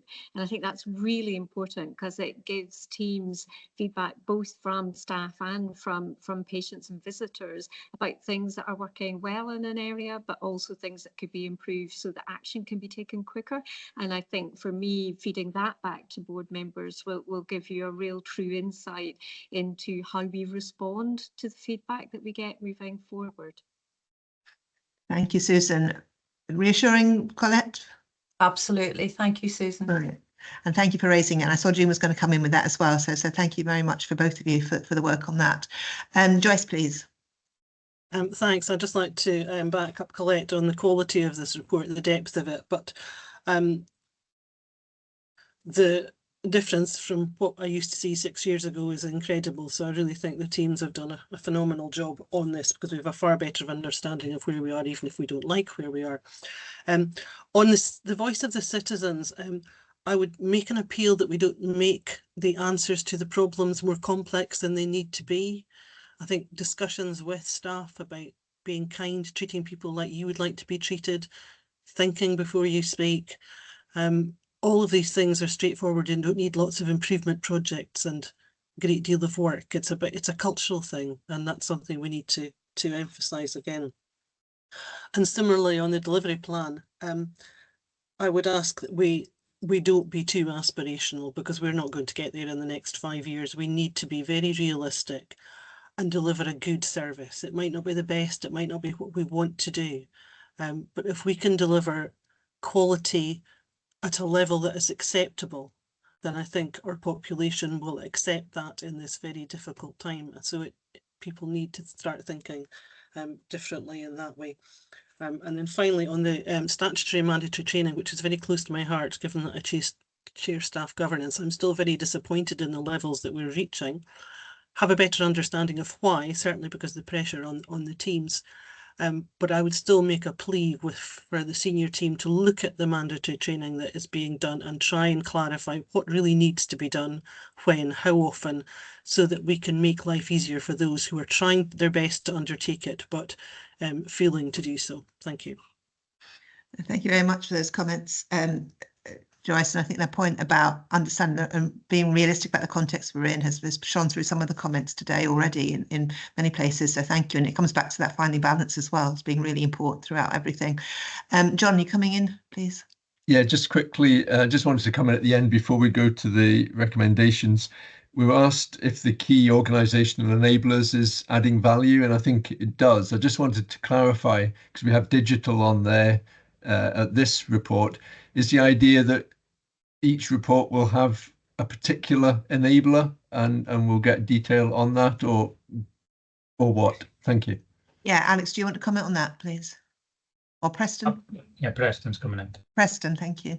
Thanks, Chair. Thanks, Alison. Thanks, John. Yes, the idea is to kind of feature basically a broader sort of interdependencies around performances that sort of impacted on the delivery plan as well as the strategy plan. So yes, this feature for now, it will be the introduction of a digital. Perhaps the next feature we may feature maybe other supporting services. So that will be played by ear at the moment. Thank you. Thank you very much for the question, John. Thanks for the answer, Preston, as well. And I think this paper, to echo the comments about how useful it is, it is so full and detailed and really gives us a full understanding about the organisation as well, which can then be taken to committees for the work that committees are doing as well in particular areas. So thank you very much for that. And thank you. Well, I can see you on screen, Preston. I say a particular thank you to you for all this work as well. OK, I can't see any more comments on this paper, so can we agree the recommendations, please? And I think the one about the John's just pointed out, decided the key organisational enablers add value and impact. I think we agree that it does add a value and impact. Okay, so agree those recommendations, and yes, thank you for having that section on the papers as well. Thank you, Preston. Okay, can we move then on to item 10, the Integration Joint Board's annual report. I'm going to turn first of all to Judith for this, please, and I think she's going to introduce some other people. Judith. Yeah, indeed. Thank you, Chair. This paper sets out the annual performance reports for the 3 Grampian Integration Joint Boards. These reports were all published over the end of the summer into the early autumn this year. And they are a requirement for integration joint boards to publish so that they can report publicly against both the progress against their ambitions and their strategic plans, but also against the suite of national integration indicators. There's a huge amount of detail in your pack this morning, 3 really quite detailed reports from each of the IJBs. You'll see a number of recurring themes in these and a wealth of detail in terms of the work that each of the health and social care partnerships are doing under the umbrella of their IJB strategic plan. Rather than go through this in detail, we thought that to help set this out for the board, we would provide a presentation that takes you through the highlights from each of the reports, allows you to look at these as a suite of documents, and to do that I'll hand over to 3 colleagues, 1 each from each of our IJBs, who will take you through a short presentation. And then myself, Fiona and Pam and colleagues are very happy to take any questions relating to this. Thank you. Thank you, Judith. And your colleagues are very welcome. Thank you, Chair, and good morning. I'll just try to share screen. That appearing, yeah, seeing. Yeah. That's great, thank you. So good morning, and yes, thank you for the invitation to attend the board meeting today to present the 3 Grampian Health and Social Care Partnerships annual performance reports. This is for the financial year 2023 to 2024. And today this will be presented by Jeanette Netherwood, who is a Programme Manager for Murray Health and Social Care Partnership, Alison MacLeod, Strategy and Transformation Lead for Aberdeen City, and myself, Angela MacLeod, Interim Strategy and Transformation Manager with Aberdeenshire. So in the report today, there are links to, as noted, to each of our individual annual performance reports, which hopefully members will have had time to consider in advance of today's meeting. The presentation today will be a very high-level summary of the key outcomes from these reports, and therefore very happy, as noted, to receive any questions today or following the meeting should they not be covered in the presentation. And each of these reports has made its way through the appropriate governance structures within each partnership and approved by the relevant IGB for publication. And we're asking the board today to note the progress being made. We are presenting as far as possible our collective contribution to supporting the Grampian-wide system of health and social care, and so focused on those areas we felt would be of most interest to the board, and looking in particular at NHS Grampian's plan for the future, and this diagram extract from the delivery plan, which you will be very familiar with. It's just included as a reminder of the specific areas of accountability for the integration joint boards, working with NHS Grampian, our communities and other partners in delivering against the strategic priorities, with particular accountability in relation to primary and community care, mental health and health inequalities. The partnerships, as you will be aware and as described in more detail within our annual reports, are responsible for the provision of a very wide and complex range of health and social care services, and this includes accountability for some hosted services where each partnership manages the delivery of Grampian-wide services on behalf of all three health and social care partnerships. So that the annual performance reports cover all of our services, including the ones where there is sole accountability to the IGBs, but the focus of this presentation is on those areas where there is shared accountability with the NHS Grampian Board. And I'll just hand over now to my colleague Jeanette, who'll take us through the next few slides, please. Thanks. Thank you. The past year has undoubtedly continued to present significant challenges to the health and social care system. However, we felt it important to highlight some of the very positive examples of success stories for each health and social care partnership, which we will briefly describe in turn. It has been challenging to identify just a few examples of key achievements. The annual performance report themselves can never fully capture the significant range of services and activity delivered by our health and social care teams, and we wish to acknowledge the hard work and dedication of our staff providing care and support day in and day out to people across our communities. In the city during 2023-24, the Health and Social Care Partnership secured funding and the necessary approvals for building a new complex care facility at the Stonywood site in Dice. We are pleased to report that the development is progressing well and the 8 purpose-built bungalows should be completed by spring 2025. We are currently working on identifying suitable clients to occupy these and benefit from high standard of supported independent living. In October 2023, the partnership held its first Grampian gathering. This was part of prevention work known as Ageing Well, and during the event, attendees were encouraged to develop a real sense of purpose in retirement and seize opportunities to participate in community life, keeping them physically and mentally well and connected. A second, even more successful event was held in October 2024. This time it was open to all of Grampian and welcomed around 1,200 participants. In March 2023, only one of the GP practices in the city were providing a full service. As a result of our primary care team working closely with practices, the number providing a full service rose to 8 by March 2024. In Aberdeenshire, there's been a focus on adult support and protection inspection.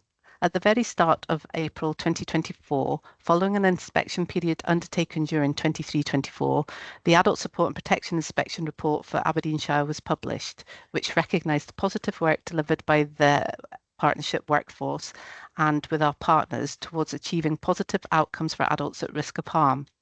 Areas of improvement were highlighted, but most significantly, the inspectors reported on the strong collaborative working and an exemplary level of quality and competence within our teams.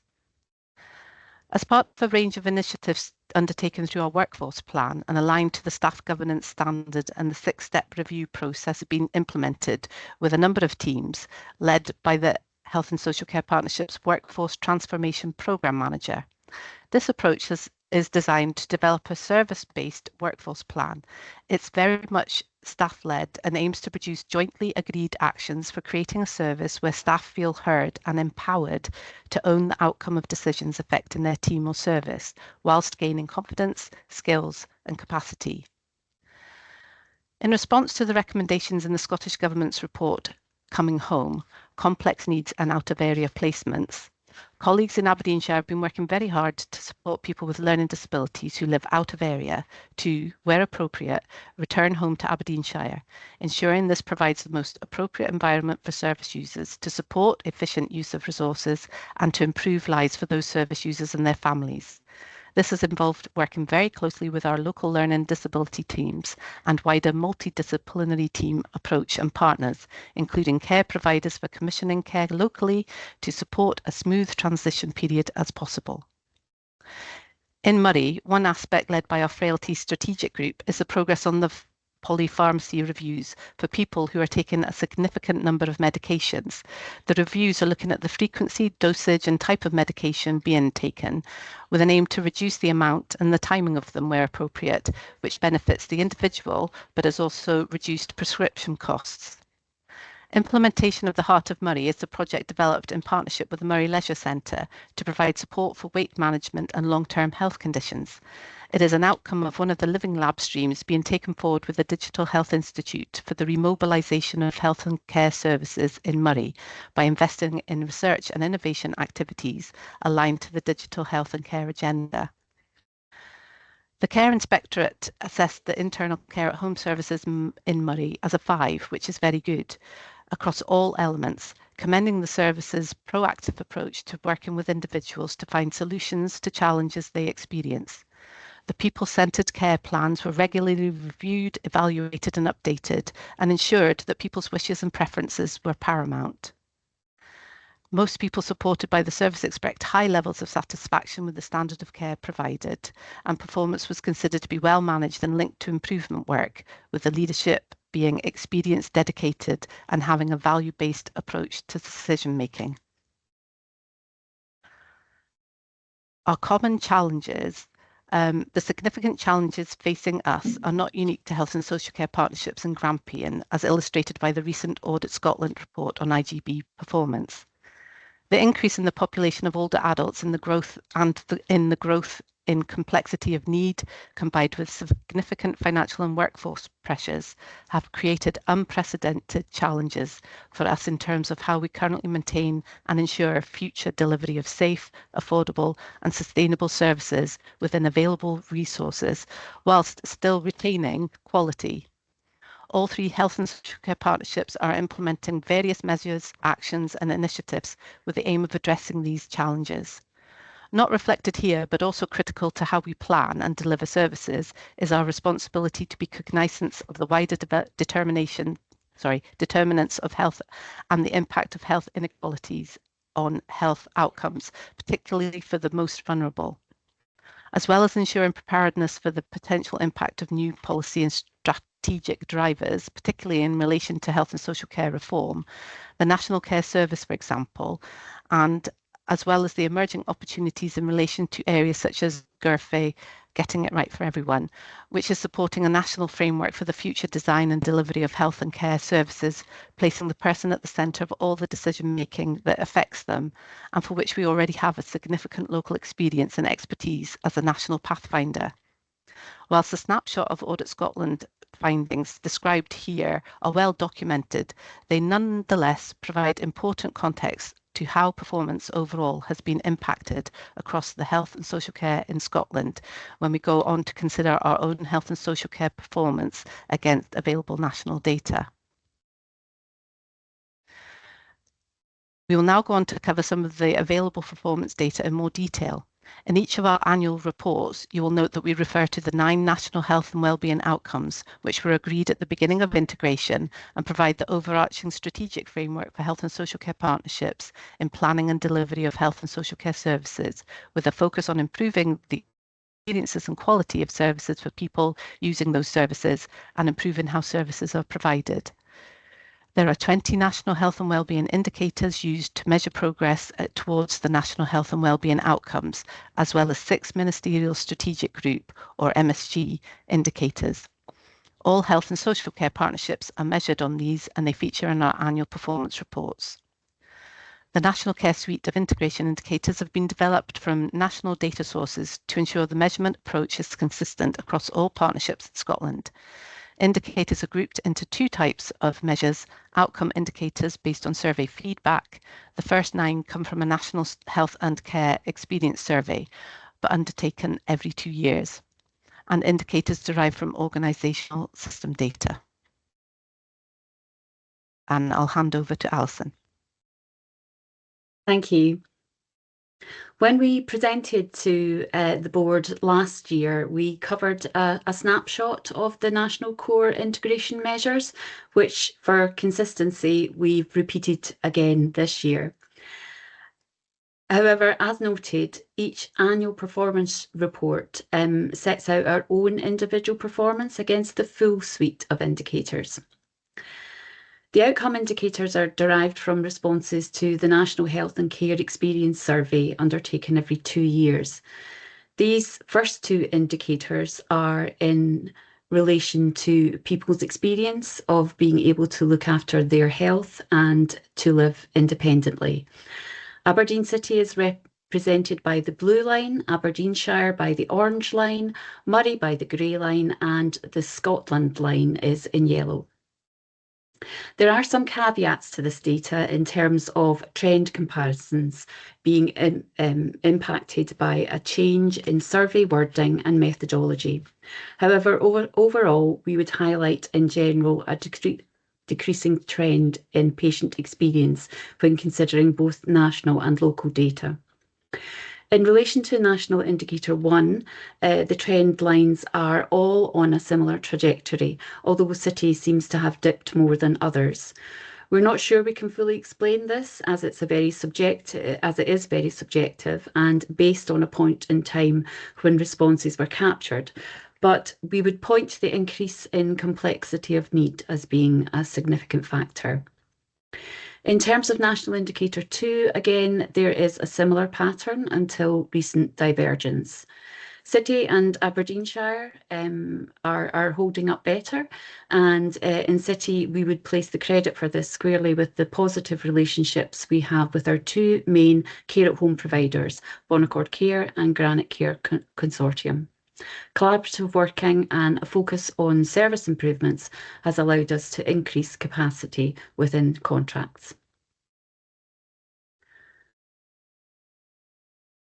These charts provide performance against survey questions centred more around service users' experiences in the provision of care. Again, for these charts, whilst we can see an exception in 1 or 2 cases in terms of uptick in performance for individual health and social care partnerships, overall, the comparison between 2021-22 and 2023-24 surveys would suggest a general decreasing trend, which again is mirrored in the national trend line. All 3 health and social care partnerships remain above the national average for the proportion of people whose last 6 months of life was spent at home or in a community setting.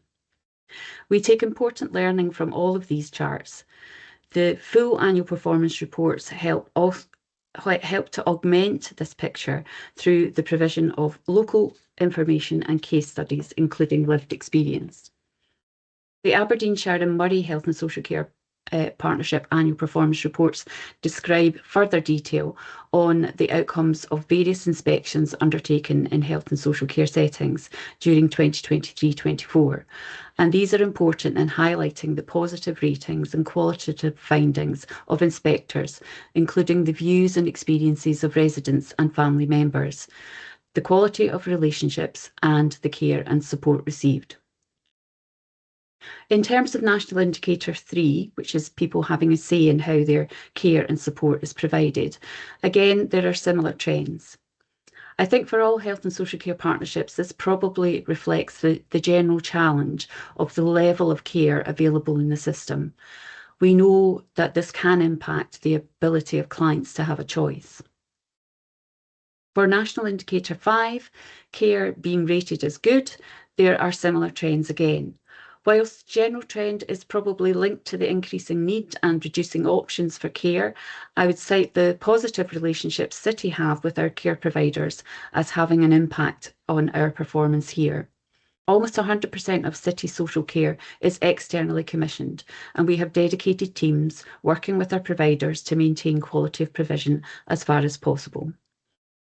In relation to National Indicator 9, people feeling safe, again, there's a similar trend, but Aberdeenshire is showing an upward trend, and ourselves and Moray are looking to see what we can learn from this. There is always a degree of scepticism about this measure, as not only is it subjective, but the concept of safety is impacted by many things out with our control. For Moray, the results for National Indicator 5 and 9 are concerning and not in line with the feedback from Care Inspectorate reports. Moray are further developing feedback mechanisms for people who use their services to ensure that their voices are being heard and whether there are any issues to enable Moray to respond. In terms of National Indicator 15, that's the proportion of the last 6 months of life spent at home. Again, there are similar trend lines. The measure can be down to individual or family choice. Note that the data is only up to 2022-23, and for City it will be interesting to see if the dedicated end-of-life care beds that we commissioned at Rubislaw Care Home during 2023-24 will have any impact on the data when that's available. In other national indicators, Moray's emergency admission rate is consistently lower than the Scottish rate, and emergency readmissions within 28 days have also decreased, which is positive and reflective of the focused work that's been undertaken around discharges and support mechanisms in the community. This next slide shows 4 of the Ministerial Strategic Group indicators in relation to emergency admissions, unscheduled care bed days, A&E attendances and delayed discharge bed days. The green line is Grampian and the blue line is the Scottish average. The data here provides proxy measures of how well community-based services are operating within the unscheduled care context, with the aim of maintaining people safely in the community wherever possible and preventing unnecessary hospital admissions.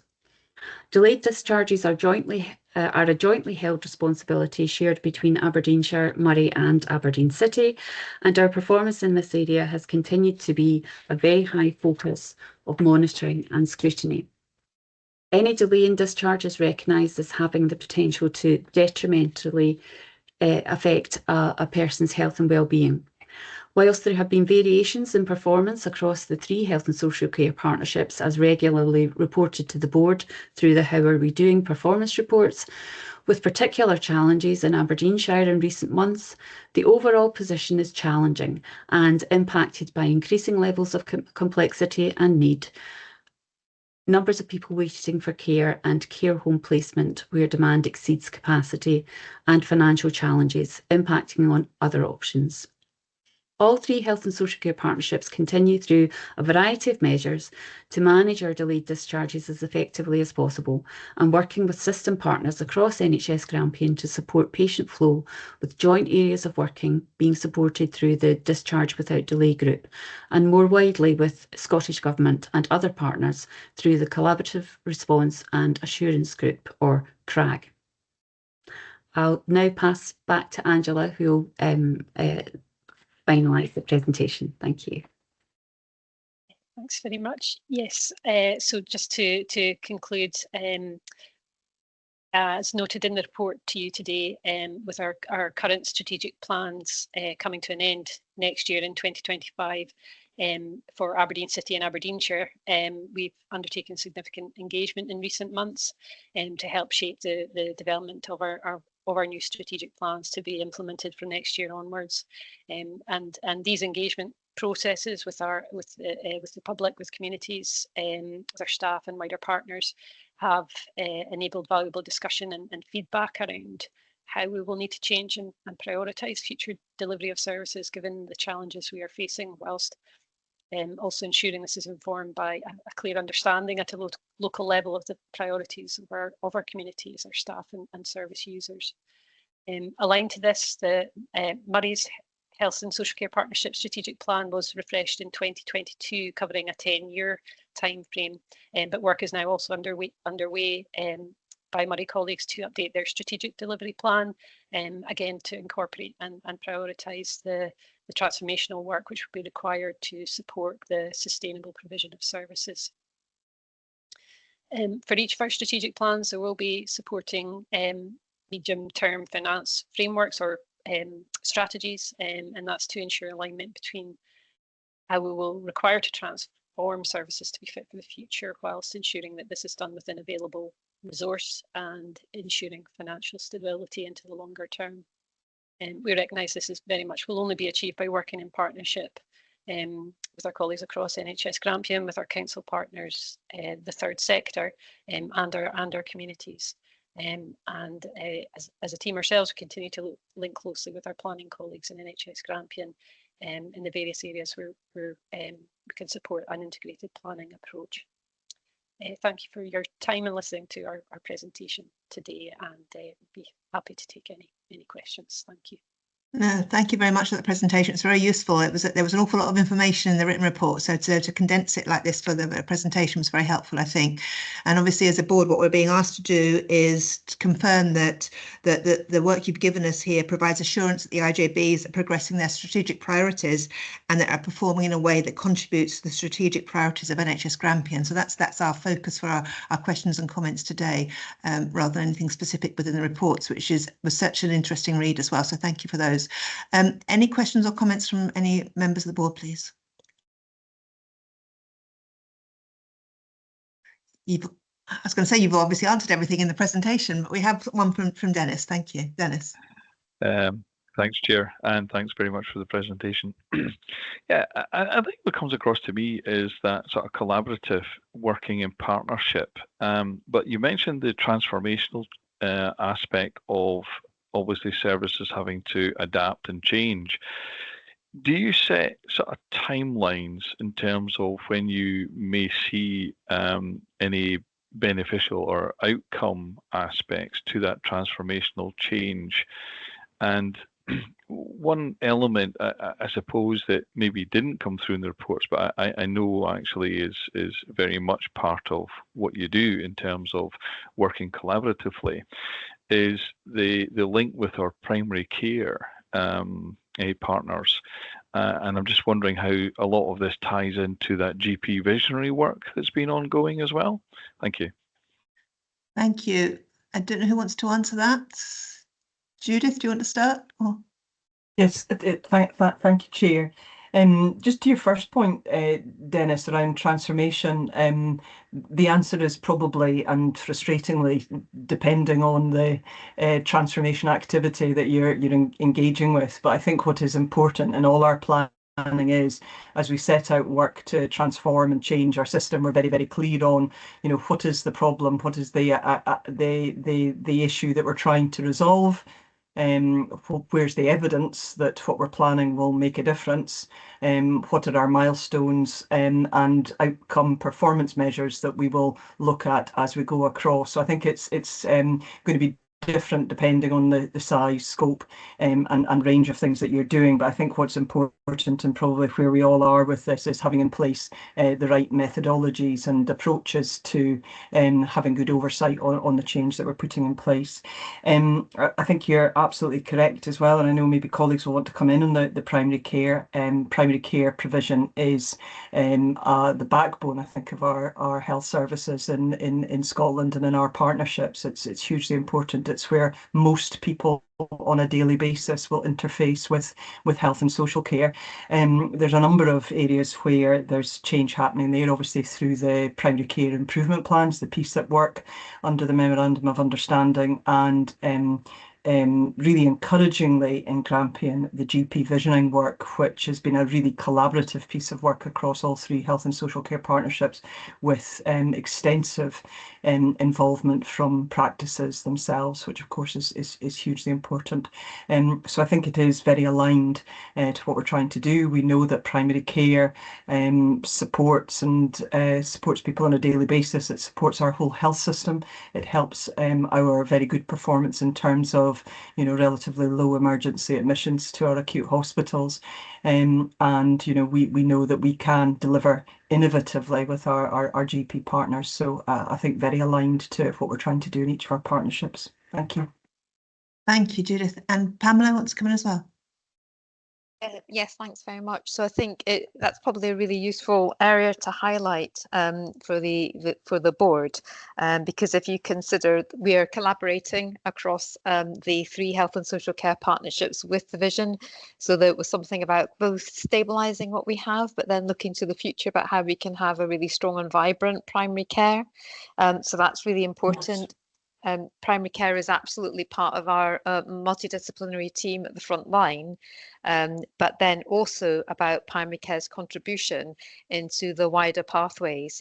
So I think that's where we have the real, the need to continue to, engage across the whole pathway within acute services around how primary care fits with that.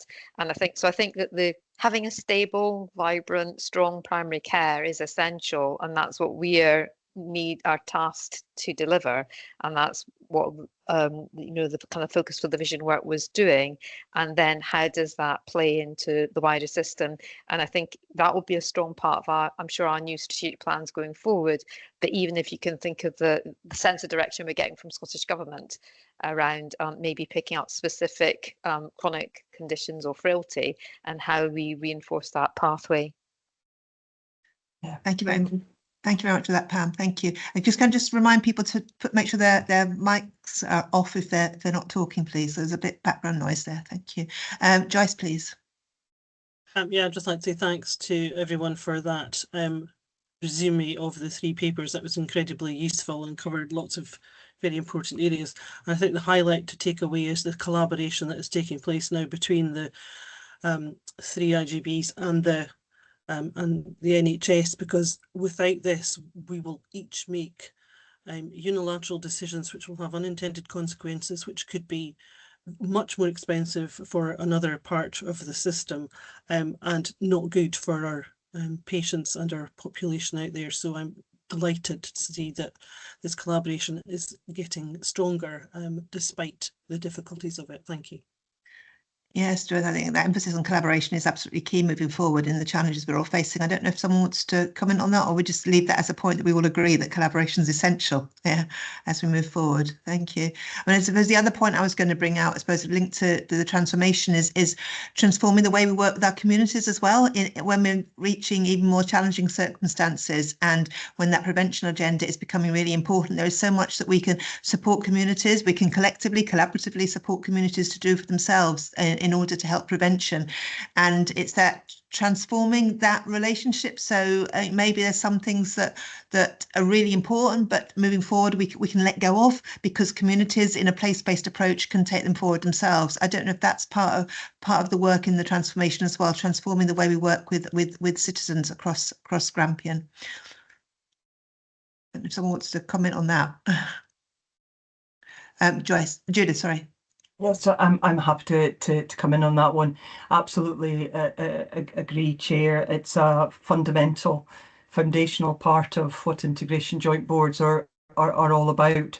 And from all of us, I think we've shaped the delivery mechanisms through our health and social care partnerships on that locality basis, so that we can work better with people, with communities and citizens, and to do that work, obviously. And it is an area of pressure for us given some of the financial challenges, but we'll always want to work in that way, and as best we can apply resource to working with, engaging with our communities and having them participate in the decision making and shaping of our services. And also empowering them to run with things themselves, I think, is the next stage of that as well. So thank you for that. A couple of final comments from Dennis and Anne, please. Dennis. I'll be quick, Chair, and thank you for allowing me to come back in. Yeah, it's probably to do with the messaging. I welcome the collaborative approach, absolutely, endorse it 100%. But there's also that element of each area having unique messaging, I suppose, to some extent. And I'm just wondering, in terms of how we deliver the messaging, how we communicate to our citizens. You made a point there, Chair, about how people can do for themselves. And I'm just wondering, is there a uniform approach across the three systems, along with that individual approach for specific things within each area. So the communication and how we do it in terms of that engagement is crucial. So I'm just wondering if we can have a comment on that. Thank you. Thank you, Chair. Thank you. Pamela, thank you. Yep. Thanks very much for the question. So there's definite overlaps of our strategic direction. So we touched on one, which is primary care. And I think we're now looking as a part of our strategic plan about the changes that we need to take forward. So we're working collaboratively on other areas. So we're for example, around complex care needs. So that may be that's somewhere where we can work more collaboratively together, and therefore actually the messaging about the type of care that you would expect or how we would want to negotiate that with people who use our services going forward.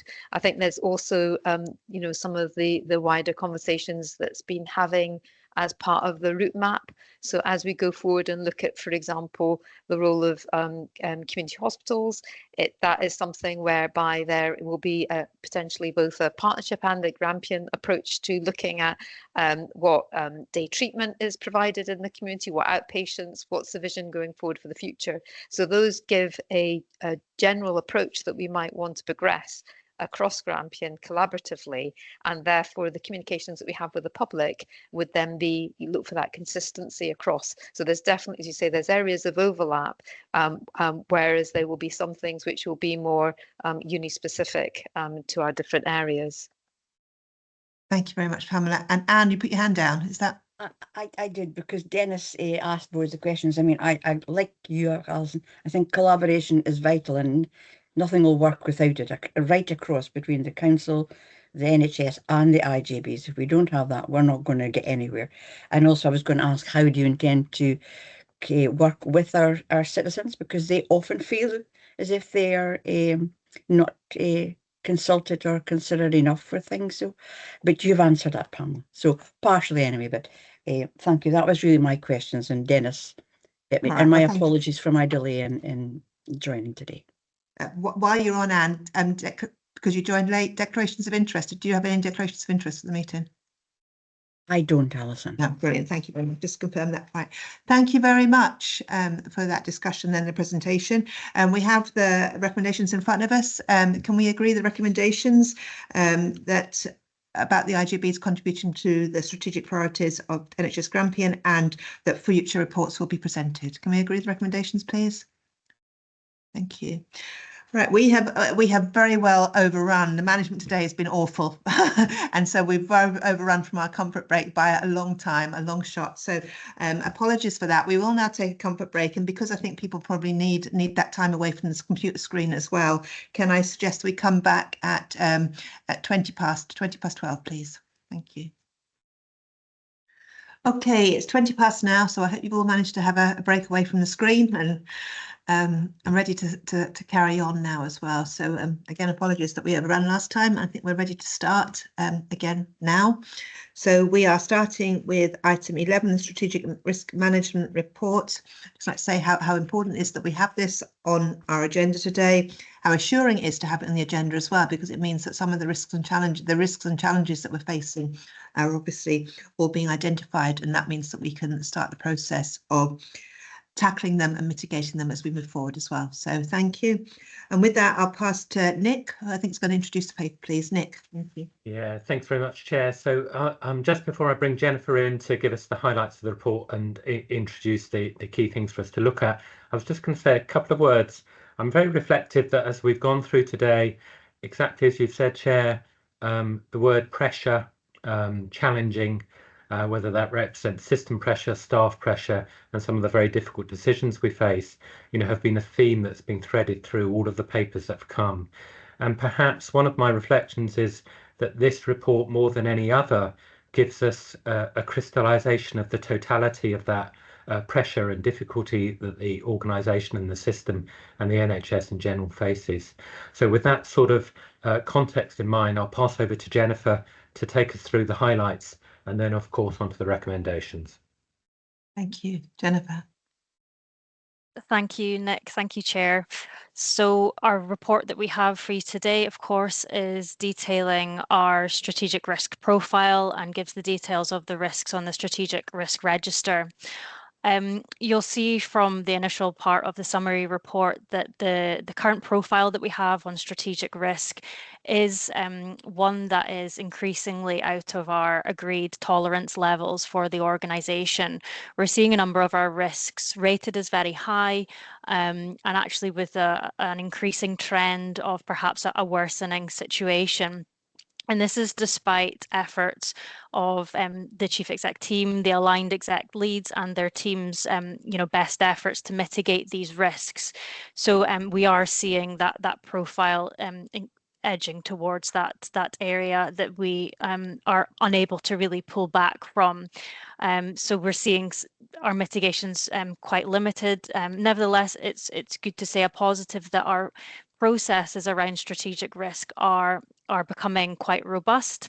The chief exec team themselves, they now have 6 weekly strategic risk meetings. Those are going to become 6 weekly in the new year. So we're having a really good focus around the process of strategic risk, which I'm sure has been a welcome thing to the chief exec team and the board as well. So the report, in addition itself, it gives you an overall outlook on the numbers themselves of the number of strategic risks we have. From the previous report to the board, we have 2 new risks added to the risk register, and the details of those have been provided. Again, we're seeing an increasing level of risk around our service deviations risk. The report also provides some updates on the risks themselves, which have come directly from the aligned leads and risk owners and the teams. And I think, as the report was being collated, I think we can see the themes, as Nick's already touched on, of the kind of difficulties around the management of these risks, given our current climate and our operating environment. In addition, from the strategic risk itself, the report is also detailing some national work that's ongoing around the adverse event framework. And why that's important for the focus on strategic risk is the updates of the national NHS Scotland risk matrices and how this impacts on our risk appetite. So you will be aware that we have our risk appetite statement that was set by the board, and the risk categories within the appetite statement are reliant on the risk matrices. So we're expecting the new risk matrices to be finalised in the new year, and with that'll mean that we are required to get our risk appetite statement updated in light of these updated categories, and actually also in light of our updated operating environment as well. So I suppose that brings me on to the recommendations, of course, to acknowledge the work that's ongoing around the management of strategic risk. I suppose acknowledging the process as one part and the inability in some areas to fully mitigate our risks. And the second ask of the board today is to consider the update of the risk appetite at an upcoming board seminar, where we will have the new risk matrices, and also give consideration to our current risk profile, which, as I've said, is out of our tolerances, and how we are going to really go forward with this situation. What else can we do to handle or perhaps escalate? That's all from me. I'm happy to take any questions as well. Thank you. Thank you very much for that picture painted there, Jennifer. It's really helpful, and also the indication of a way forward with this as well. Have we got any questions or comments for Jennifer or for Nick, please? Hussein. Thank you very much, Chair. I suspect this is something that won't receive an answer today, possibly, however, plants the seed of some discussions at a national level. I'd like to very, very briefly, Chair, because I'm aware of time, raise the issue of the cybersecurity risk. But I would like to link that to the duty we have to provide an inclusive environment for our workforce, primarily, but given the systems that we're talking about, but also to a lesser extent our stakeholders. Given, I speak to this from my own personal and professional experience in the technology sector, it's absolutely right that we do whatever we can to try and mitigate and prevent any cybersecurity attacks and do what we can to stop those risks from progressing. Unfortunately, given the nature of technology, quite often that then has an impact on usability. And we all see that in our daily lives. If you look at banking, for example, and just how many hoops you sometimes have to jump through, that's an example of where, to protect the service, we have to do extra as users. That has a direct implication in terms of an inclusive environment for the workforce, in that often we are now seeing features which otherwise would have been open to us are now no longer the case because of those cybersecurity protections that are quite rightly being put in place. So I suppose my question, but more my reflection for the future is, I'm aware that every board will be looking at its cybersecurity risk, but a lot of the systems that we use where these issues are now arising, particularly from an equality standpoint, are governed by national policy and national technology policy. From my experience, it's very, very rare that there isn't a workaround to this. It's often a case of willpower and governance to try and get these issues sorted. So I suppose the point really is, are we having those national conversations that we don't somehow inadvertently have negative consequences when we're trying to do the right thing for cybersecurity that then impact on the ability of our workforce and stakeholders to access those systems? Thank you. I think that last point actually affects a lot of the things we're doing and lots of the risks there. So Nick, do you want to come in on that, please? Yeah, can I sort of make 2 points in response? One is probably a bit more general. I think what we're describing here is the difficult area of competing risk analysis. So exactly as you say, and we see this in lots and lots of different areas. So we see it in terms of health and safety, we see it in terms of infection control, we see it in terms of increasing, I don't know, patient visiting. All of these things are balanced against the controls to keep environments safe and people safe. So that's not a new thing, and it is absolutely something that we constantly have to remind ourselves that we need to balance the tension, usually between two risks, to try and find the right way forward. I think in the national space, in terms of the digital work, I think that's recognised, and in fact, much of the digital push has been to try to enhance the usability and facility that is available. And there is a lot of collaboration to try to ensure that that is done in a safe way and done under suitable governance instruments. So I think those national conversations happen, but I think one will always recognise that these things will sit in a tension of two competing risks, and the resolution sometimes isn't always to one party's satisfaction. Thank you, Nick, and thank you for reminding us how all-encompassing that is as well, and how we need to consider this as the papers come back for review. Obviously, this is a work in progress, so as it comes back to us, are the kind of issues we need to pick up on. So thank you very much for that, Hussein, as well. Mark, please. Thank you very much. Thanks, Jennifer and Nick, for the paper.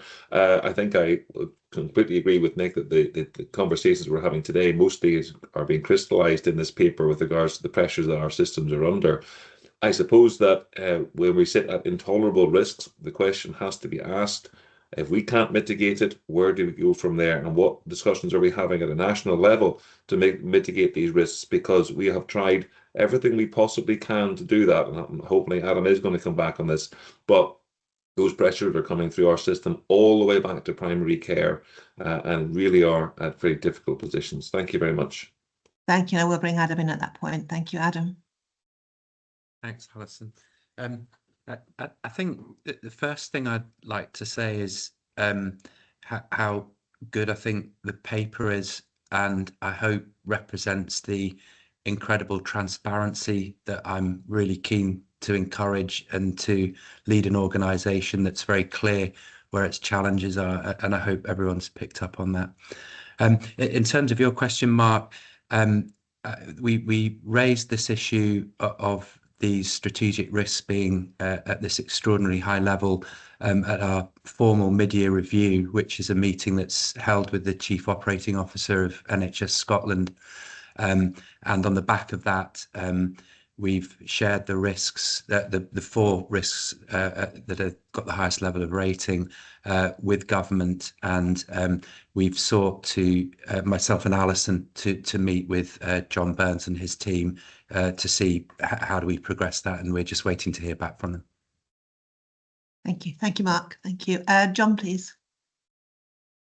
Yeah, thank you very much. I think it'll be interesting to see where we get to with the route map that we have, and the discussion about looking 3 or 4 years ahead, as opposed to, like Mark was saying, the immediate firefighting. And that may give us some kind of scope to look at this. And as Susan has said, around population health, there need to be tangible metrics. So that's the optimistic bit. The other bit is just building on Mark's question there. Mine's quite similar. What are the options for escalations for the board beyond speaking to Scottish Government, or is that it? Thank you, Adam. You need to come back on that one as well. Yeah, thanks, Alison. Yeah, thanks, John. So I guess twofold, John. One of the recommendations is for us as a board to have a seminar in January, which is booked in, and hopefully the board will agree to that recommendation. And I think that gives us an opportunity to explore the immediate with, as you say, the slightly longer term planning, and how we bridge between those bits. Beyond the immediate bit with government, which is why both myself and Alison, because it's clearly a board challenge for myself and Alison to meet with government. At the moment, those are the two things on my mind. If someone's aware of another approach we could do, then we'd welcome that. But at the moment, those are the two avenues that we've got. So to explore amongst ourselves and use our collective brain power, and see how we bridge short to slightly longer term, of which there's much more confidence for a longer term redesign, and then following the government route. Thanks, Alice. Yeah, thanks, Adam. Nick, are you coming in on that as well? Yeah, the bit I was going to add in, and again, Adam set out, if you like, the formal connection that absolutely is the correct one, but also to really say that this is in conversation at a national level with professional directors. So with I'm with the Association of Medical Directors. We have a regular meeting and dialogue with the Chief Medical Officer's team, and we particularly highlight the position we are reaching in risk. And I'm pretty certain that similar conversations are happening in the public health arena and with the nurse directors. So whilst those aren't formal board routes of escalation, our transparency and level of discussion is at a national level in all of those sort of arenas, both professional and organisational. Thank you. John, would you like to come back with anything? Or? Yeah, no, that's really helpful, because it is just tuning into that conversation come January, and thinking if those are the kind of 3 strands, if there are others that come to mind, it'd be good for those to be shared, and then we can have a really productive conversation. So I very much welcome that coming forward in January. Thank you. Yeah, I think that's going to be an important discussion, isn't it, John? Thank you. Richie, please. Yeah, thanks, Chair. Mark and John, Adam have covered my primary question, which was the kind of so what question. So I won't just repeat that. Just to welcome the paper again, welcome the prospect of a seminar in January. I think it's the right thing to do in terms of getting our heads around this a bit more. And yes, also maybe understanding, although each will be hard to maybe compare directly, just where we sit in terms of our strategic risks nationally, in terms of other boards, just to get a feel for that. I appreciate we need to own it ourselves locally, but just to understand that kind of national context as well would be, I think, useful for us to get to. But just to welcome the discussion. Thank you. Yeah, thank you. That's really important as well to know how we are nationally, and the experiences of other boards as well, and how they're responding to the challenges. Adam, please. Yeah, Nick or Jennifer might know on the actual risk, but in terms of our business and reflecting the planned care, the unplanned, and the things associated with non-standard care, I'll come to infrastructure separately. We know that we sit towards the absolute lower end of all of those things, with ambulance queuing, planned care waiting lists, and the number of people, just as an example of the third risk, who are experiencing non-standard care spaces in the hospitals. and we've got comparative data on all of that. I'm going slightly from memory here, so I might not be spot on, but my recollection of the infrastructure is we are in a similarly low down the level with a disproportionately high proportion of old infrastructure with a pretty high level of backlog maintenance. I can see Alan nodding, so I think I'm in the right space. And again, I think the bit we've spoken about quite a lot, and we're doing a huge amount of work with government on, is one example of that is the bed base. But as we've spoken before, you know, how the national settlement works and over that period of time is a further conversation we're having with government. Clearly much harder to resolve and move forward. But I think those cumulative efforts around it, I would suspect, put us at the very high end of risk, because it's reflecting the position of our organisation and system. But maybe Alison, if Nick could just, or Jennifer could just come up. Sorry, thank you. Apologies. Yeah, no, completely just to support Adam. And I guess what Adam's describing is national performance metrics, which place us in different places. And then the next layer on that is then how does that fit into a risk profile for an organisation? And definitely the sorts of conversations we're getting into is, and I know are happening nationally, is how do we define a sort of risk profile for NHS Scotland, and how do we define that board by board? Because one of the critical questions, I guess, across Scotland is how do you approach variation in risk across different boards? You know, and I think that's an incredibly important discussion. It's very similar to discussions about models, whether they're around financing or resourcing or whatever. But it's a similar question, is that if you do have variation of risk board by board across Scotland, how do we work with NHS Scotland to try to address that? Thank you. That's very helpful, Nick, as well. Thank you. Jennifer, you want to come in as well, please?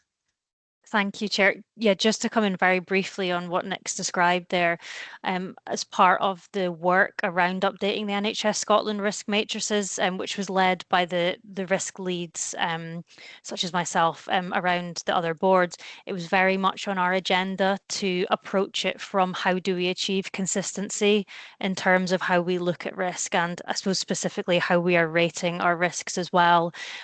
So hopefully we'll see some positive feedback from his.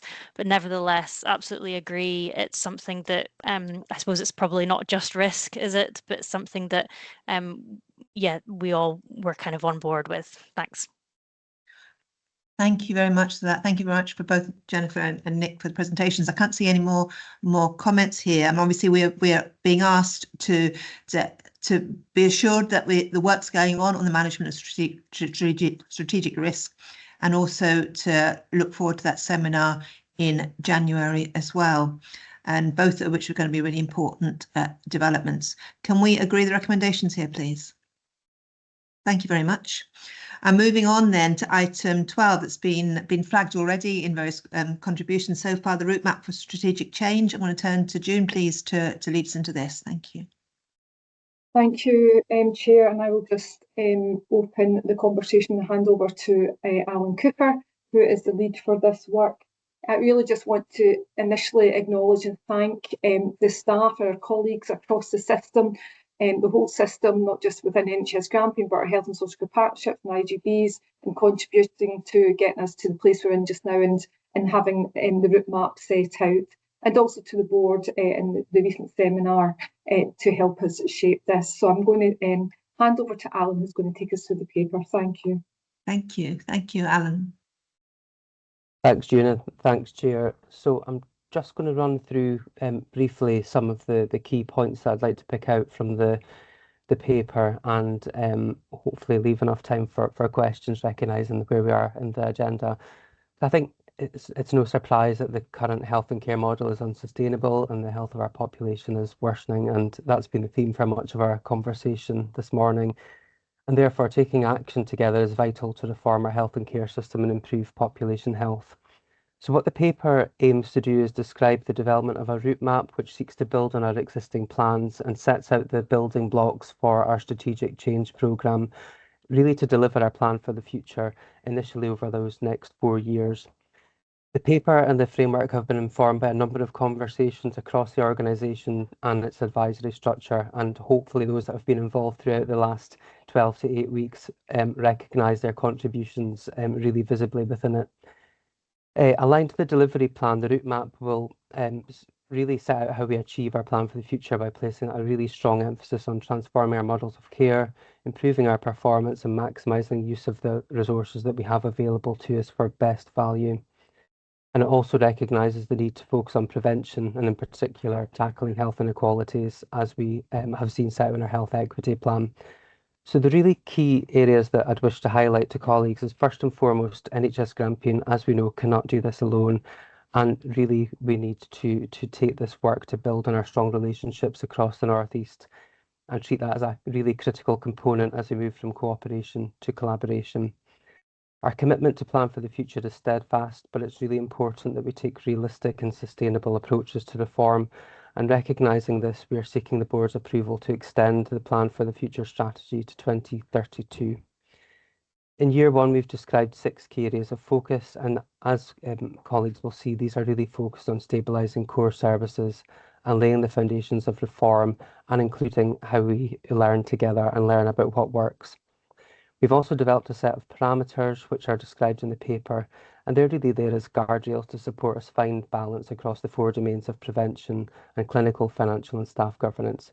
And we absolutely recognise that finding balance in itself is an agile and continuous process, and integrated impact assessments are a really important component of that. We won't shy away from saying there are very difficult decisions ahead of us, and I think the item just ahead of this one really emphasised that point. And a number of early stage strategic ideas have been generated and will be developed and informed together with partners, citizens and colleagues across the 3 levels of the decision matrix that's been described in the paper. Similarly, the route map will be informed by our engagement with colleagues, citizens and partners, not only through our statutory requirements with planning with people guidance, but also through our putting people first approach, which I've also heard referenced on numerous occasions today. And finally, we've established a Health and Care Strategic Change Board to really seek to join up our strategic visions across the North East and promote leadership, oversight and achievement of our strategic change across the North East, and ultimately recognises the 3 IJBs as critical partners in this work.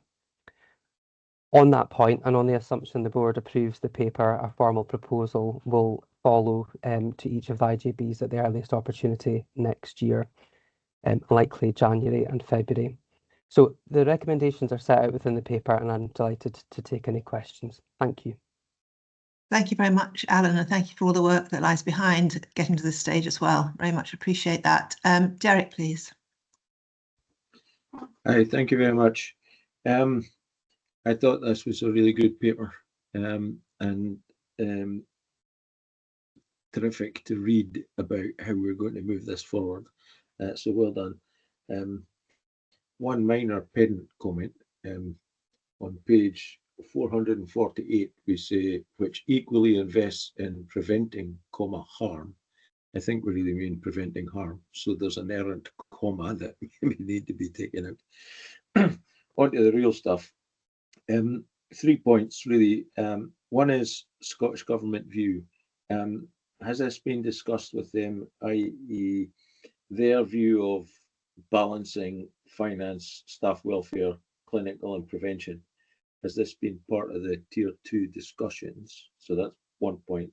Second point, I have in the back of my mind that prevention, reducing the numbers at the hospital is probably a generational thing. Rather than by 2032, which is only 7 years away. And it struck my mind that education will be important. We talk a lot about communication and involvement, but not about education to inform those discussions. And again, I think that's a generational thing. If we can get to the schools about the prevention aspect, I think we could do really well. And the last bit is involvement with the IJBs in the paper. Very good. Really pleased to see that. But there's no mention of involvement with the 3 councils. So they are part of the process and they don't need to be put upon by their IJB. And I was thinking about prevention, greater prevention, likely greater cost, which they will be part of if that's the way that works out. And wondered if there was any chance of greater involvement with the councils, perhaps a presentation to each council, for example. Thank you. Just on that point, Derek, just Adam, Alex and I and the chief officers have started going around the councils on a 6-monthly basis to present to them as well and to share some of the direction and some of the issues and challenges as well, and to get their feedback on things. So that engagement with the councils through the councillor bodies is developing at least. But I'll pass on to Alan to answer the questions in more detail. Thank you. Thank you, Chair, and thank you, Derek. And we'll absolutely pick up on the point regarding the comma, because it's an important one not to be there. I think in terms of your first point around balance, so I think I'd probably invite Adam or perhaps June to come in on the conversations with the Scottish Government. But in terms of alignment with our annual delivery plan, I think that's where the real cohesion and coherence between what the Scottish Government are asking us to do, work that we're setting out here, comes together. But I'll ask colleagues to come back on that. In terms of the prevention, I think taking steps towards reducing preventable demand are really important, and doing what we know works is really important. Again, I would invite our Director of Public Health, Susan, to come in and perhaps say a little bit more on that, and Alison, you've touched on the local authority point. So I'll perhaps hand over to colleagues, Alison, if that's okay. Yeah, and Susan's indicated as well, but Susan also comes around the councils to talk to them as well. I'm sorry, I omitted your name from that list, Susan. Thank you. Susan, just come in. Yeah, no, thanks very much. And just in terms of direction of travel and conversations with Scottish Government, clearly we've been working really closely with them around the population health framework, which we hope will be published in the spring of next year. And so the direction of travel set out in the route map, I think, very much aligns with the conversations around population health. I put my hand up because it was I guess there is the perception that prevention takes years to play out, but actually there are some actions and preventable actions that can have an immediate effect. So later on in the agenda, we've highlighted things like winter plan and falls prevention, vaccination reduces demand on services, supports our staff to stay well and come to work. So I think there are absolutely some preventative activities that will take years to work through, but there are also a number of prevention activities that have immediate benefits. And as we work forward in the route map, it will be a combination of short and long-term actions that we need to take. Thank you, Susan. And Adam, you come in as well. Yeah, thanks, Chair. Yeah, Derek's good question about the relationship with the government. So I've been at the national meetings this week. They happen to have been this week, and we've had a huge amount of discussion about reform of NHS Scotland. And I think the clear message is that as a country, we're going to give, real impetus over the coming months, and it will obviously spread into years, on how we get, reform on a consistent base across the country. And as Susan said, a key bit of that is the population health approach, which, as Susan says, I think will be signed off very soon. But it's also about reform, I think, against the government's three stated intentions, which is to have prevention, to move more activity from secondary care to community settings, and to accelerate the digital use of digital technologies to modernise the system. The other really clear message is that actually, in parallel to that, we need to, as boards across the country, absolutely have the plan like we're developing to continue to do the work that we can do locally. And I don't think anything's going to jar with each other as the national plan it evolves. There may be things that give us more and greater permissions or more consistency that allow us to do things. But for this moment, this is absolutely the right thing to do, and very, very consistent with government direction. Thanks, Alison. Okay, Derek. Yeah, thank you very much, people. Thanks. Thank you. Thank you. Joyce, please. Thanks. I believe this is exactly what we need to do. However, I am concerned that we are still setting ourselves aspirational targets that we've no chance of meeting in the next 2 to 3 years, particularly in the care closer to home, because if we're going to invest, it will need more money invested in it, presumably through health and social care partnerships, and that will have to come from disinvestment in acute. So that's not going to be popular. We've never achieved it before. It was in our 2016 plan and it's never happened. Also, 2028 balanced budget, given the way that IJBs are going at the moment, speaking from my own experience, doesn't look like the budgets are going to be balanced by that time with outstanding millions as we are seeing. And also the shift in focus to prevention. And I take on board what Susan's saying about some things can, but again, you can't just shift the focus, you have to shift the money.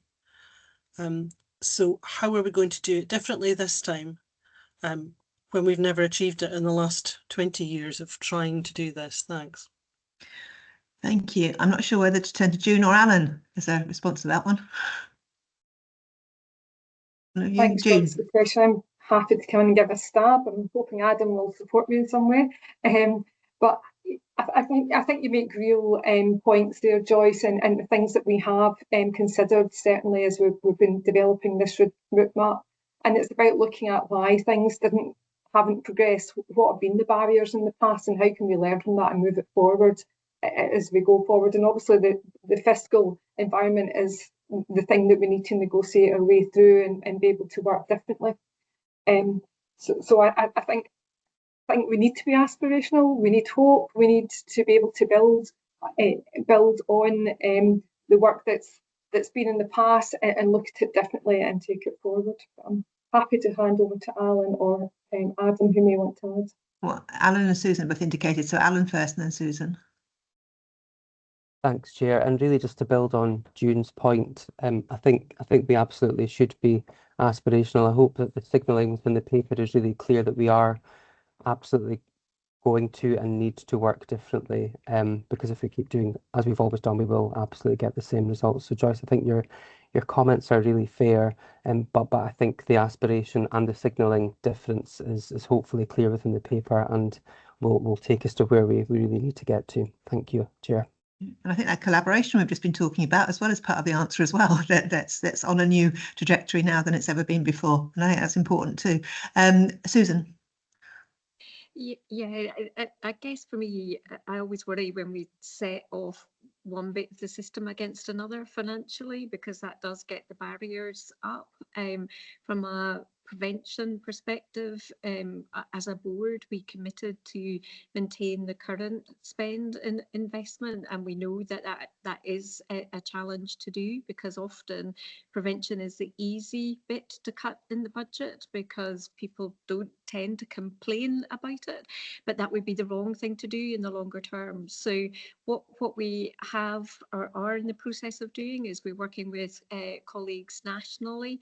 There are a number of academics who've looked into how do we quantify preventative spend, how do we protect that, because the pressures are real that we need to respond to. So there is work going on in terms of finance. I guess the other bits, as Alison has said, greater collaboration between partners. Some of the projects we see within the winter paper that's coming actually shows about actually bringing the contributions of different partners together, provides a better offer of support.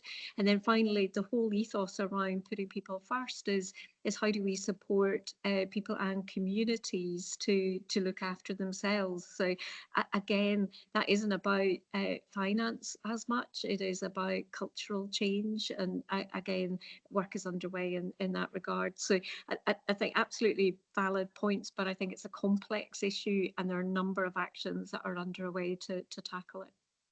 Thanks very much for that, Susan. Thank you. Adam, are you going to come in on that as well? If that's okay, Alison, thank you very much. I'm super reflective of the question, Joyce, and I think it's such a good one.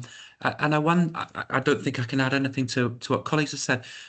I wonder if that's part of our, as we go forward, our continual check, isn't it? Is what is it that we're managing to describe differently that would allow us to make progress, where I'd agree with you, it's been very, very difficult over 20 years.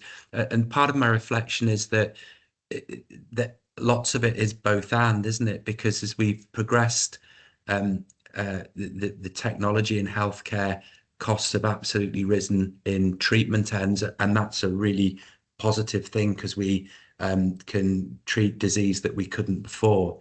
So that's good. So we don't want to undo that, and we don't want to not do progressive things like CAR-T and all the exciting stuff that we're doing.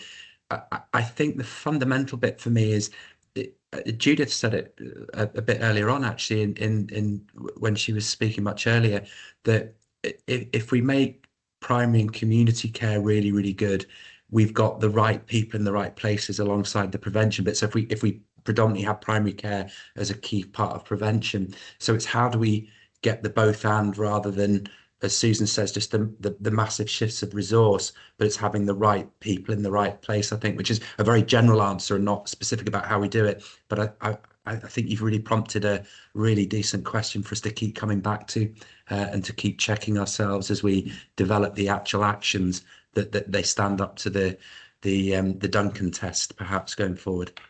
Okay, so the work of the board is to keep checking up on how that's moving forward. So thank you for that, Joyce. Colette, please. Yeah, I mean, my point's related to Joyce's, and I totally agree with what she's just said about aspirational targets. I welcome this. I think we all must. I mean, if you do what you've always done, you'll get what you always got. So we do need to do something different. And I think with this, the devil will be in the detail, related to the point that Adam's just been making in response to Joyce's. I've got two particular points. One is related to aspirational targets. So under financial sustainability, we say we're going to be working within 90% of existing budget within 4 years. Has that been worked out in a way that we know we can achieve that, or is that aspirational? And then secondly, I suppose the bigger point I want to make relates to what Susan was saying about culture change in communities and, the power of putting people first and so on. It's much, much broader than that. We're now talking about working in collaboration with many different cultures across councils, IJBs, the NHS. We still have to relate to the Scottish Government. We're working with communities, we're working with patients, we're working with citizen groups. To make this whole scale change, I think one of the major barriers is going to be getting a common buy-in and culture around that makes everybody keen to make this work. It's fundamental to success, is getting the culture right. So it's not a question, it's kind of a statement. And are we setting aspirational targets, as Joyce has set up? Yeah, thank you. June, do you want to respond to this as well, please? Thanks. So in relation to the financial budget, that is our aspirational target, is in 4 years we would be within 90% of our current budget, and that is through redesign and thinking about all the other things that we can bring in, digitalisation. What is it we can do differently? How do we look at our patient pathways? How do we modernise those across the piece, the whole organisation? So yes, and I absolutely agree with Colette's point in relation to culture. This is about culture change. It's about population health. It's about how we all contribute to this. If you are a citizen of Grampian too, if you're a member of the board, it's at all levels. How do we contribute to this, and how do we change that culture? Because we're all part of it, and move it forward and really understand what we're trying to do and buy into it. Thanks. Yeah, thank you. And I'll just add to that as well. It's a responsibility of all of us in all our different roles as well, that we all have a part to play in that culture change as well. Thank you. Anne, please. Thank you. I'm going to come back with something Derek said about the councils playing their role. Alison, you and I had a discussion just the other day on this, but I think it was great actually having Adam and Susan and Pam come to full council at Aberdeenshire and give a presentation. That's the second time it's happened, and I think it was very useful because it was across the chamber. It was not only for the administration, it was for everybody, and I think it was very useful. But it might be quite interesting, Alison, for some of the council senior team to come and present to the board. and that might actually encourage a collaboration that we're always talking about far more. So you've come and done it to us twice, so why don't we come and do it to the board and have some questions from there? It's just a suggestion, and certainly one I'm going to bring back to the council, Alison. That's a very good suggestion. We can reflect on that. So thanks for that, Anne. Thank you. And if I could, just one other thing, it's just to support what Colette has just said about the change in culture, what we've all been spoken. I think part of that is, and our GPs have an important part to play in that, because they're often the first line that they see the patients. And if we're to change culture, I think we need to work very closely with them, because we have to change a culture if we're going to make a difference. So thanks, Alison. Yeah, thank you very much for that, Anne. Thank you. John, please. Yeah, thank you very much. Yeah, I think this is essential if we're going to make the kind of step change that we're talking about, and badging it as moving from cooperation to collaboration is helpful. What I think I'm seeing is that it's recognition that there's been a gap. We've got a high level plan for the future, and we've got all the delivery stuff in there, but we need a tactical plan, or however we want to call it, in between, which drives the joined up priorities. And I see this as filling that gap that we've had. I think the other thing that we have to recognise is, and it's building on what I think Colette was saying, there's going to be a paradox in this, in that we're going to have to go a bit slower to make sure the partners are part of it and actually own it and shape it. And I mean slower, just there are steps there, but actually we'll go quicker because of that. Rather than just talking past each other, we then collect each other, and we know, we get a common language, a common approach. So I think we've got to recognise, even in some of our language, when we talk about this is our route map, actually it's not NHS Grampian's route map, it's our route map with our partners. And so I think we need to be just mindful of that kind of shift that we'll need to make, so that the partners don't feel, that it's where we were before, but it's getting us to a new place. Thanks. That's really helpful, John. I mean, collaboration has to be worked at. It doesn't just happen. So, and you have to work at it with everyone being involved. So I think that's a really important aspect. I don't know if anyone wants to comment on that, June. Alan, do you want to comment on that, or just agree that it's essential? Yeah, totally agree with what John said. Yeah, absolutely. And that is definitely how we want to move forward. Thank you. Thank you. And finally, Alan. Thanks. Yes, thanks, John. Absolutely. The bridge between the strategic plan and the delivery plans is absolutely where this is at. So you've absolutely hit the nail on the head there. And I think that paradox, that the space to learn together and embark upon this work together is really important, but ensuring that we get the engagement right at the very beginning is so critical, and that over the next few weeks will be really important as we talk with IGBs, etc., and wider partners, as we've discussed. So points really heard and received, and will inform what we do moving forward. Thank you. Thank you very much for that, Alan. Thank you. Okay, with those comments then, can we, and thank you for the discussion, it was very helpful. Can we agree the recommendations, please? Brilliant, thank you. And now turning back to Judith for item 12.2, Dr. Gray's Hospital Strategic Planning, please. Judith. Yes, thank you very much. And it's interesting taking this paper after that conversation, because this does link very much to the discussion about the route map, the proposal being that the focus on the refreshed strategic plan for Dr. Gray's is very much driven through that route map group and through the transformation programme board. So very much linked to board members' comments. But thank you. This is a really important paper for consideration today in relation to the Dr. Gray's Hospital Strategic Plan. The paper sets out work that will be familiar to many board members. It sets out the context of the work, the journey taken to date in relation to the existing strategic plan, and importantly, as background, the changing and emerging context that we need to work against in order to achieve a sustainable, safe and effective future for services at Dr. Gray's. We've a short presentation that Christina Cameron will take us through, and hopefully that sets out that context and the journey to date, as well as the proposed new approach We haven't provided detail about what future models at Grays might look like. The approach is very much to help us develop those, again, with the input from our citizens and from our clinicians and people in Moray and the wider system. So, Chair, if you're happy that I do so, I'll hand over to Christina, who will take us through a few slides, and then she and I, and I'm sure exec team colleagues, will be happy to take any questions. Thank you. Thank you, Christina. Thank you very much. Bear with me 1 second while I pop something on screen.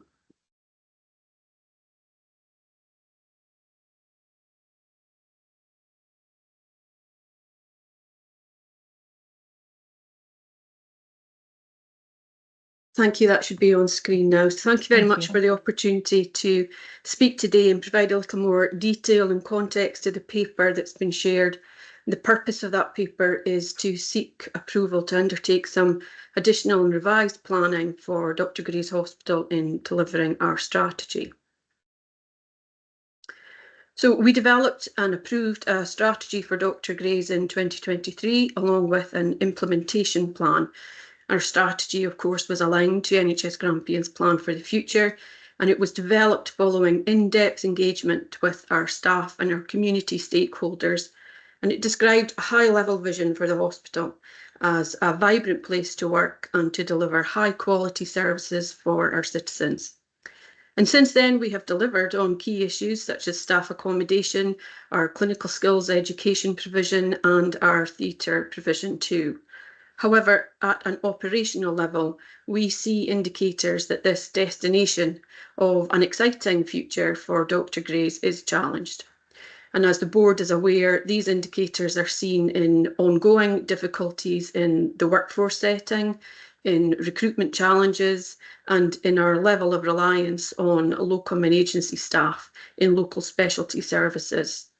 The financial position overall, and for Dr. Gray's in particular, means there is a significant change in our operating environment in Dr. Gray's and across NHS Grampian since we set out those plans for achieving that strategy.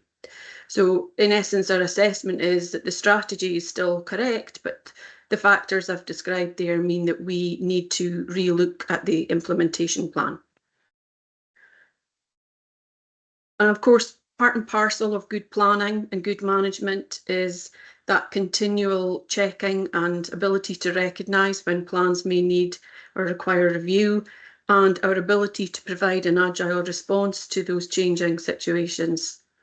And as can be noted from the quote here from our Chief Executive, the intention would be to build on the foundation of the good work we've already done, to build on the extensive engagement that's already been carried out with our wide range of stakeholders, and to build on the value of our existing strategy. And what can also be noted is that there is an appetite in our leadership for radical thinking, for reassessing our approach to success, which is to say that our destination may remain the same, but we do believe at this point that we need to readjust the route that we take. So the commitment to Dr. Gray's as a vital, integral part of the NHS Grampian whole system remains as clear as it is set out in the strategy. The underpinning values of any revised plan or way forward for Dr. Gray's includes the points and principles shown here and focus on Dr. Gray's being enabled to fulfil its role and function as a valuable part of the wider Grampian health and care system, a crucial asset for NHS Grampian's capacity.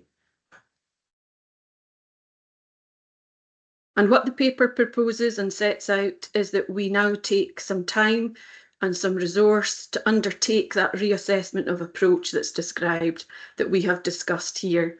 So we propose using taking a planning approach and method that is wholly integrated with inputs and content across a range of services and departments to help us shape a whole system revised plan. We know that there is an appetite for pace in this work to reset that course. And we also know that we need to allow sufficient time and resource to do that work justice. So we therefore in the paper have set out an initial period of 3 months to develop and bring back to the board a revised draft implementation plan in the first quarter of 2025. We anticipate that the plan will include and provide an updated position and a reassessed look at the actions and the changes we need to make and take to deliver the strategic vision for Dr. Gray's Hospital. That may include options for service change and will describe the stakeholder engagement that would need to be done to help shape and make any of those changes meaningful. It will also indicate what programme and resource would be necessary to undertake any such proposed change. So if approved, the plan we would take back in the first quarter 2025 would enable the board to appraise and to consider perhaps a range of options and to endorse a then proposed reassessed approach. If we have approval to move forward from that today, we are in a position with immediate next steps to begin quite quickly to proceed and be well placed to return with a well-informed paper for further consideration at the next board meeting in the first quarter. Thank you for taking the time to listen to that. I will stop sharing and happy to take with Judith any questions. Thank you very much. It's really helpful and it makes really clear, isn't it? We know the destination, the strategic intent that we are working towards. We're on a journey that we're all embarked on, but we've got to pay attention to the context, the terrain that we're travelling through and what's around us as we're moving forward. I think they've set out that really clearly, Christina, so thank you for that. Dennis, please. Thanks, Chair. Thanks, Christina. The time frame in terms of setting this out is 3 months. And I'm just wondering, because earlier today we've been talking about how we set out our ambition and being realistic about achieving that. And I'm just wondering if the 3 months is putting undue pressure on yourselves to actually come up with a plan that can be adopted in terms of that progress that is required going forward.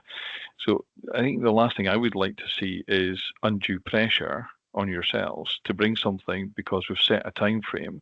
And I'm just wondering if we need to look at the time frame and perhaps extend that to enable that work actually to take place, because it's a significant piece of work and it's quite complex in many respects. And there's a lot there to be done. And I'm just thinking 3 months may just be a little ambitious. Thank you. Thank you, Dennis. Christina? Yeah, that's an excellent point. And I think I made reference to that, that tension between doing something reasonably quickly and doing something that is this important well. I think we do need to be realistic about what can be achieved in that 3-month period. And I think what we would be in a position to come back with, because we wouldn't, I think, want to wait it too long before further checking in and communication back at a board level, is perhaps a consideration of a phased approach. So it's not likely that we would be coming back after 3 months' work with a fully detailed, fully closed, detailed plan for what we're going to do and exactly how we're going to do it. But I think what we can do well is to come back at that 3-month mark without preempting what the content of that plan would be, because we need to undertake that work. Is that we know, for example, that we're in a really good position to build on lots of good work that has already been done. So we're not starting from scratch. What we would be able to set out, as I say, are some well-informed options, perhaps some models with intelligence, data and information that would then provide the board with a position to consider that and perhaps indicate and guide and direct the next phasing of that planning work. Thank you, Christina. I can see Dennis nodding. Thank you. Bert, please. Thank you, Chair. Well, we had the benefit earlier this week of having this input from Christina, and I raised a couple of points there, and I think it would be useful just to reiterate these in the board setting. One is the point that Dennis made, is about timescales. And I hear Christina's response, and I acknowledge what Christina is saying. I remain of the view, as I expressed the other day, that this is an ambitious timescale. It's an important piece of work. I realise there is a need to progress at pace, but I think that we just need to be careful about the timescales if we're going to get this right. So that's the first thing. The second thing is, again, the same point that I made the other day in terms of the vision and the various inputs. Culture is hugely important in this, and I saw no obvious reference to that. Now, it may be that it's covered in some of the inputs under different headings, but culture will be a key element of this. We talked a lot about it in the last agenda item, and I think it's important that we give due cognizance to this as we move forward with this refresh strategy or updated strategy. Thank you. Thank you. But do you want to comment, Christina? Yes, I'll just comment briefly, and I think Judith may want to come in on the culture point. So, yes, I do very much acknowledge the point about timescales, and it's just one of the many challenges that we face in our planning teams. I think what may provide some assurance is that going forward we would be working closely, not just in coming back to our board for touch points and guidance and direction, but we'll also be doing that more frequently with our chief executive team, who I'm sure would be well placed to give us guidance in a way that would allow us to be clear about what can be achieved within 3 months. So that what we come back with is useful, moves us further forward, but hasn't been done in a rush. Thank you. I think Adam's coming in on that as well, please. Adam? Yeah, thanks very much, Alison. I think the key bit for me, I absolutely accept the timescale bit, and I think in discussion with Judith and Christina, what I'm really keen on with your permission, Chair, is that we keep the board really well sighted on this. And so my sort of suggestion has been we definitely come in March, and it won't be the fully fledged plan as Christina set out, but I think it's just really crucial that we keep the board really well informed. We use this public mechanism, as one tiny bit of being very, again, transparent with the public about what we're trying to develop as we go. So so if that can be, maybe we need to just slightly reword what we're saying we're bringing, but I think it's that sense of keeping momentum with the board and ensuring everyone's absolutely fully up to speed, and as Christina says, giving guidance and direction for what we do in between the formal catch-ups with the board. Thanks. No, I think that's really helpful. Thank you both for that. And culture, Judith.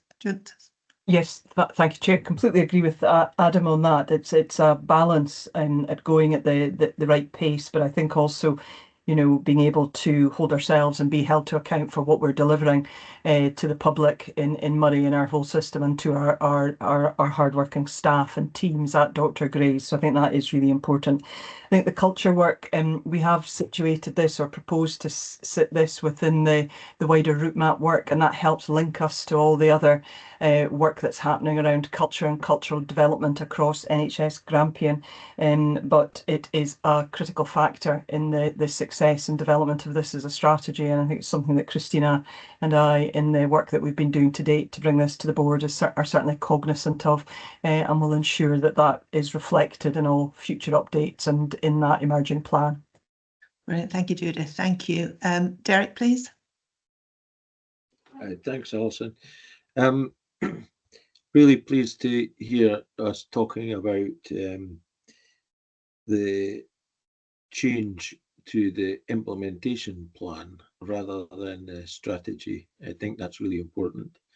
The second thing was on page 470, I thought was a really important statement, acknowledging Dr. Gray's as part of a single acute network with ARI. Now, what that means and how that works, I think is really important. And on that point, if it's a single part of an acute network with ARI, we talk about 100,000 people in the report living in Moray. But can we not talk about people living in North Grampian? My view is Dr. Gray's sits better rather than just a hospital for Moray, but as part of Grampian's hospital care, it could include things like Banff and Fraserburgh and things like that, because they're closer to Elgin than they are to Aberdeen. And I think widening out its purpose would be beneficial to Dr. Grace. Yeah. Judith indicated to answer there, Derek. Judith? Absolutely, Derek.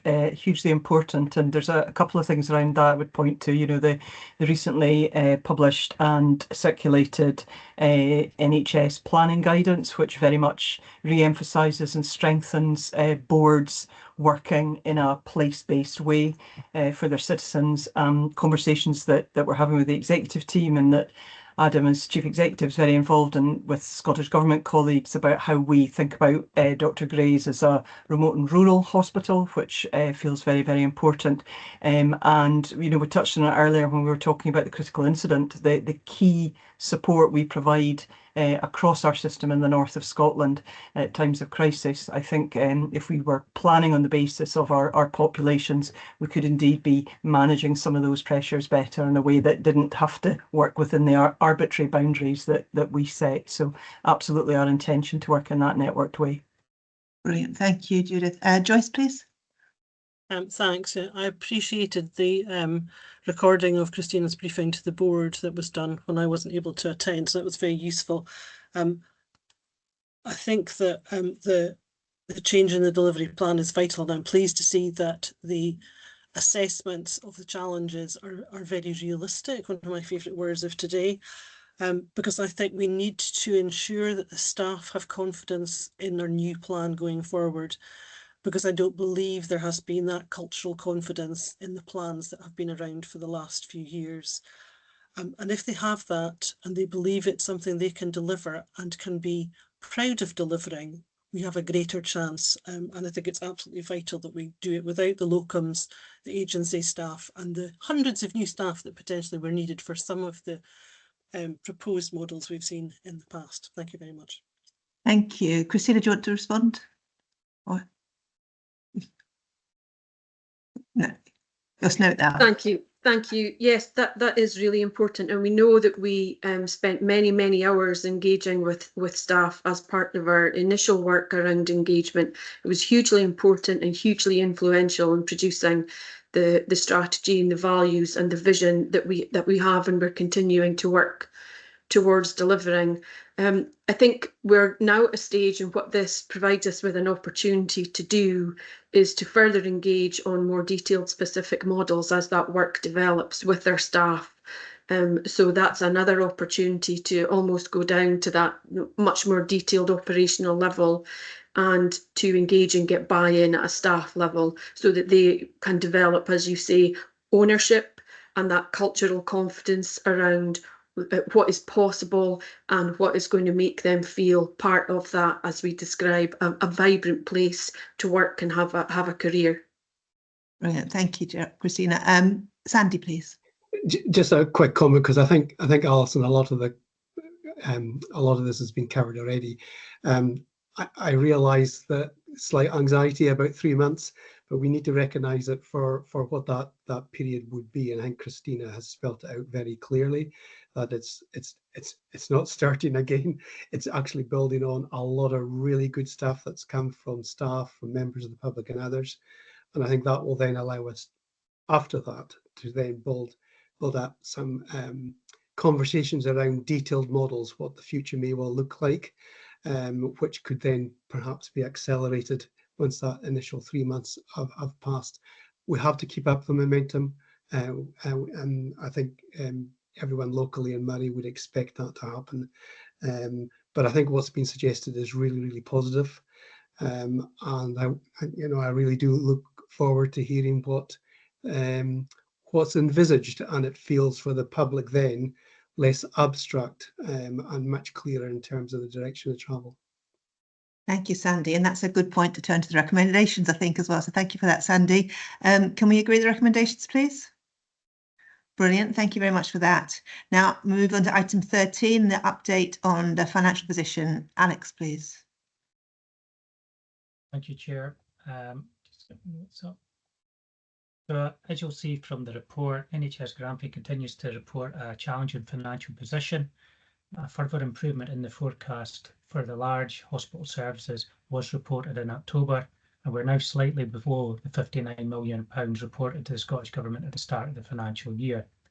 As you will remember, at the start of the year, we had no provision for the IGB risk share arrangements. And once we add this the risk share arrangements, then our financial position worsens to the £73.1 million, which is being reported. The most recent position to the end of November continues to show a stabilisation of the overspend on the large hospital services, and in the context of the high inflationary levels experienced over the last few years has improved in real terms. Throughout the year, we have continued to highlight the agenda for change non-pay reform and the IGB risk share arrangements as our major financial risks. Both are extremely difficult to forecast and may be subject to movement over the next 3 months. For the agenda for change non-pay reforms, we are waiting on national guidance on what level of adjustment we need to make to our accounts. However, based on the demand to date, it is likely that we will see an underspend against this budget in 2024-25. With regard to the IGB risk share arrangements, the forecast for one of our IGBs is now being reported at a level of £6 million more than we had provisioned for within our forecast, and we will be moving the forecast in November to take account of this movement, and this will worsen our financial position in November by £3 to £3.5 million. If I turn now to the 25-26 position, you'll see the work that's been undertaken to date in order to identify savings for next financial year. The Scottish Government draft budget on the 4th of December announced that boards would receive a 3% uplift, and for financial planning purposes, we should include a 3% pay award. This will leave a small amount of funding left after the accounting for this pay award to cover inflation costs, which is welcome. The same position will apply to the IGBs, and they will also receive, subject to board approval, a 3% uplift and be required to make provision for 3% pay award, and they will also potentially have a small amount left to help cover some of their inflation costs. However, after we've considered all the information, the board still will have a projected deficit of over £100 million for next financial year, and we continue to work closely with the Scottish Government on a 3-year plan to return to financial balance. Chair, I was always going to say, in relation to an update, I've tried to give you some new information that's not in the report, which is hot off the presses, so to speak. I hope that's helpful for the board in terms of bringing the information in a timely manner, and I'm happy to take any questions. No, thank you very much, Alex. It is indeed very helpful, I'm sure, to everybody, and it's important for us to be well aware of our situation and also know the work's being done to try and move us forward as well. Thank you for all that. Derek, please. Thank you, Alison. Alex, I think it's really helpful to see us back under the projection, under the 59 million. And given that we put a projection to the government that didn't include the IGBs, if we are seen to be doing our bit with what we've got control of, I think that's really helpful. The additional from the IGBs, we can't be held responsible for. One question, Alex, page 489, the table, which is looking at the savings, on the taking more risk on reserves, on the table it shows 5.9 million under recurring, but the achieved to date is under non-recurring. 6.9 million achieved to date, but it's under non-recurring. So the budget was recurring and the achieved to date is non-recurring. Any thoughts on that, Alex? Yeah, this is one that, as a senior finance team, we've been looking at for some time to determine whether, could we make some of this stuff recurring or not. Every year we've got money that's held within those kind of corporate reserves, and there's natural slippage in that space. So we are working through that, and we are really keen to try and make that recurring. And certainly something that we're looking at, and then we'll pick up during the next budget process in relation to what level of risk that we're willing to take in that space. So I think that's, as it's highlighted there, I think that's a good point. and it's something that we'll pick up as we move forward, Derek. So thank you. Thank you. John, please. Yeah, thank you. Just 2 points. I wonder if you can say a bit more about the brokerage issue, because my understanding is that will not be available going forward, and so the implications of that in terms of either paying back or just having to have a cap on spend. And then the second question is about communications and messaging to the public, and how we get on the front foot with a joined up message across, say, public sector or certainly across health and social care. I don't think we're quite there yet in what our overall messaging is. Thanks. Thank you. Alex, do you want to respond?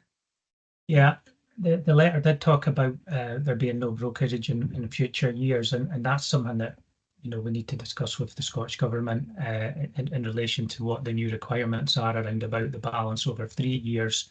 And that's one of the discussions that, as I say, we'll need to have. I mean, the information, and the new approach came out on Wednesday, and there's a national meeting later on this afternoon where I'm sure that point will be raised.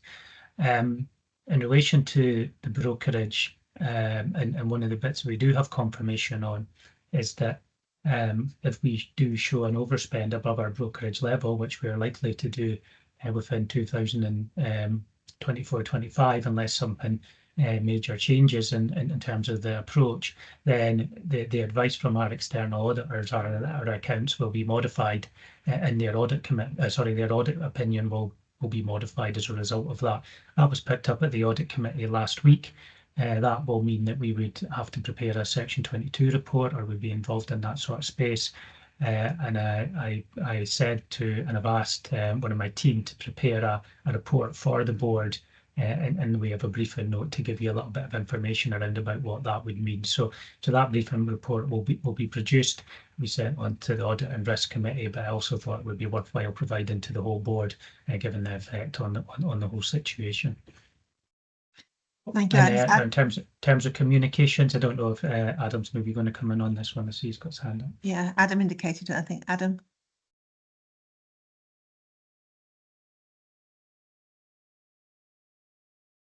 Thanks, Alison. Sorry, I lost my mouse. Yeah, I think the communications are a really interesting one. And as I said earlier, I've been at the national meetings, and it was one of the things I was asking about, because the £2.1 billion for the NHS is it's a staggeringly large sum of money. But as Alex said, locally, we've still got to find £100 million of savings. So I was very keen to understand how does the £2.1 billion get spent. So the 3% uplift, which is most welcome across the country, accounts for about £500 million, just under that. So just gross figures. A huge amount of the money is accounted for by the pay uplifts that have paid for this current year, so that they're in budget and into next year as well. So, and some associated pension costs, and some of the agenda for change reform, there's allocations for that, and that more or less spends the whole £2 billion. So I think that sense that suddenly locally we're going to have a ton of money to spend it isn't the case for changing what we need to do around the items we've had before around reform, change, sustainable provision. So I think that's a really key message for us to work through and see how we have the narrative, with the population, the public, as we do the reform agenda, and again work towards that sustainable financial position in the future. Thanks. Yeah, I was just going to bring Stuart in, and he's now indicated. So Stuart. Thank you, Alison. Yeah, just to add that there is a national comms group that's basically looking at reform messaging, which is essentially the group which will dictate, I suppose, what the national message that comes from government is, and we're right at the middle of that. So we are active participants in terms of trying to influence the messages that come out, to try and bridge that disconnect between there's lots of new money and healthcare is protected, and actually the reality on the ground which we're facing. So just to sort of provide reassurance that we're in the right space to influence there, but also not waiting for that. We are in the process of developing our own communications messaging. I know the board has asked before for that kind of frank conversation with the public, and we'll have that ready before the turn of the financial year. So we'll have lots of material to be able to point people towards, which will, yes, it will kind of obviously set out our financial position. It will also talk about the things that we are doing now that we have the route map signed off, and it will also have that balance that we were alluding to at the top of the meeting about the innovative things that we're doing, you know, and the good care and service delivery which is happening day in, day out. So it'll be a balanced message, but it will be quite transparent about the challenges that we face from a financial point of view. Yeah, thank you, Stuart. And just to reassure John further, I brought that comms message up myself at a national meeting I was at yesterday as well. So it's clearly on the agenda. So thank you. Richie, please. Yeah, thanks, Stuart. Just a brief comment. It's just, I guess, acknowledge that there's a lot of detail in the paper today, which is really welcome. And there's across the agenda in terms of risk or performance, budget change. There's a whole package of detailed papers today that's really helped paint the picture, as other colleagues have said. And I guess from my perspective in this paper, I guess challenging myself, is there anything else I would want to see, or am I assured? And I have to say, as difficult as it is with the topic and the challenge we've got, actually in terms of what's in play, there's a lot of great stuff going on, and I guess we just need to try and make it happen in that sense. So I'm, from a board perspective, I'm assured that we're doing as much as we reasonably can to manage this. But I guess it's just that bit about now, just doing it, for want of a better expression, and monitoring it really closely as we go forward. And that, just again, final point around that collaboration part around managing the financial challenge with, we've heard today already, the IJBs, the local authority and NHS. I think that continued dialogue is just so important for all the reasons that the paper sets out. So yeah, I guess it's just to acknowledge the depth and quality of the papers, but massive challenge. But I think we just need to keep at it, I guess, is the bottom line for me. Yeah, and we have to keep at it as well. The target set for us, the requirements set for us by government are very strong on this one. So we do need to keep going at it. We are being required to do things around this. So the work collaboratively across the system locally is absolutely essential. And it comes back to what we were seeking from the IJBs at the reports that they gave us earlier this meeting as well. Thank you. I can't see any further indications. Alex, is there anything you want to finish with? Or is that fine? No, that's all fine. Thanks for the comments, and yeah, as I say, we'll get further information out to you. We've got some informal briefings that are set up, and we'll continue to keep you in the loop with regard to where we're going and what the financial position is. Thank you very much, Alex. Thank you. So can we agree the recommendations on the financial position, please? Brilliant, thank you. And moving on now to winter. And we've got a couple of papers that Geraldine's going to lead us through. The first one about the planning for winter. So I'll turn to Geraldine, please. Thanks very much, Chair. So obviously we have we brought back the winter preparedness plan, which, as you can see, outlines the processes and the arrangements that we've made for the winter, very much taking that whole system approach. And we followed the approach that's set out in the Scottish Government 24-25 winter preparedness plan, which really sets 4 priorities and areas of focus. And you'll see that we have followed these throughout the document, just in terms of the arrangements that we've made for each of the particular priorities.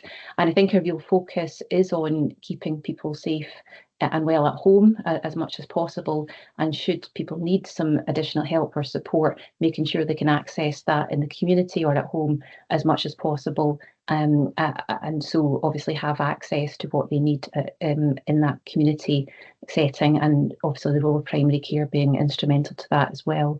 We've touched on some of the prevention planning and processes that we've got in place around about vaccination programmes, which were mentioned earlier as well, and then obviously the well-being of our workforce being key to the preparedness and planning and keeping our workforce well and supported throughout a period which will no doubt have additional challenges and demands.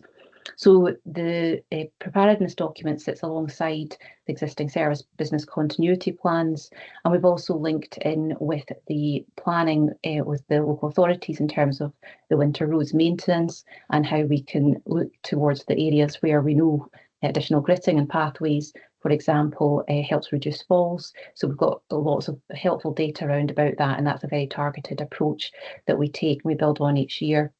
And then I think the final thing just to highlight is round about the role of communications as well, and that kind of links back to making sure people know where to turn to at the right time and what's available to support them.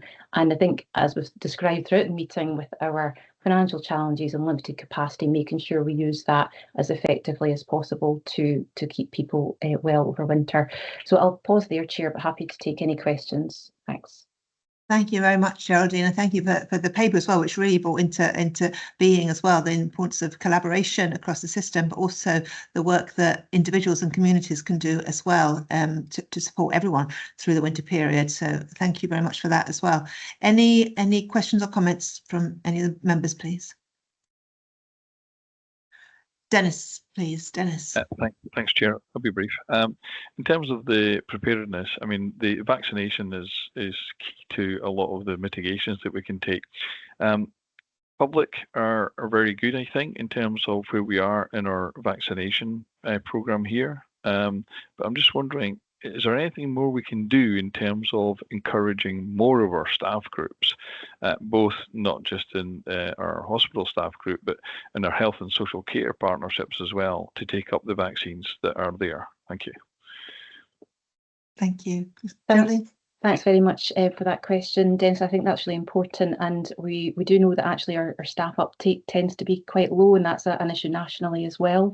So we certainly track the uptake, and the Chief Exec team keep oversight of that. There have been quite a lot of sort of kind of pop-up clinics, for want of a better word, at different locations, including community locations as well, just to make that as easy as possible for our staff members to get vaccinated. So we do look at that, and we look at where we've got kind of hotspots, if you like, across the geography, to make sure that we've got access there. And I think it is just always giving that kind of reminder out to our staffing groups as much as we can about, get vaccinated, and for managers to be able to release staff as well to go and get vaccinated, I think is hugely important. So I think that is really important, and we just kind of keep monitoring that and encouraging the uptake as much as we can.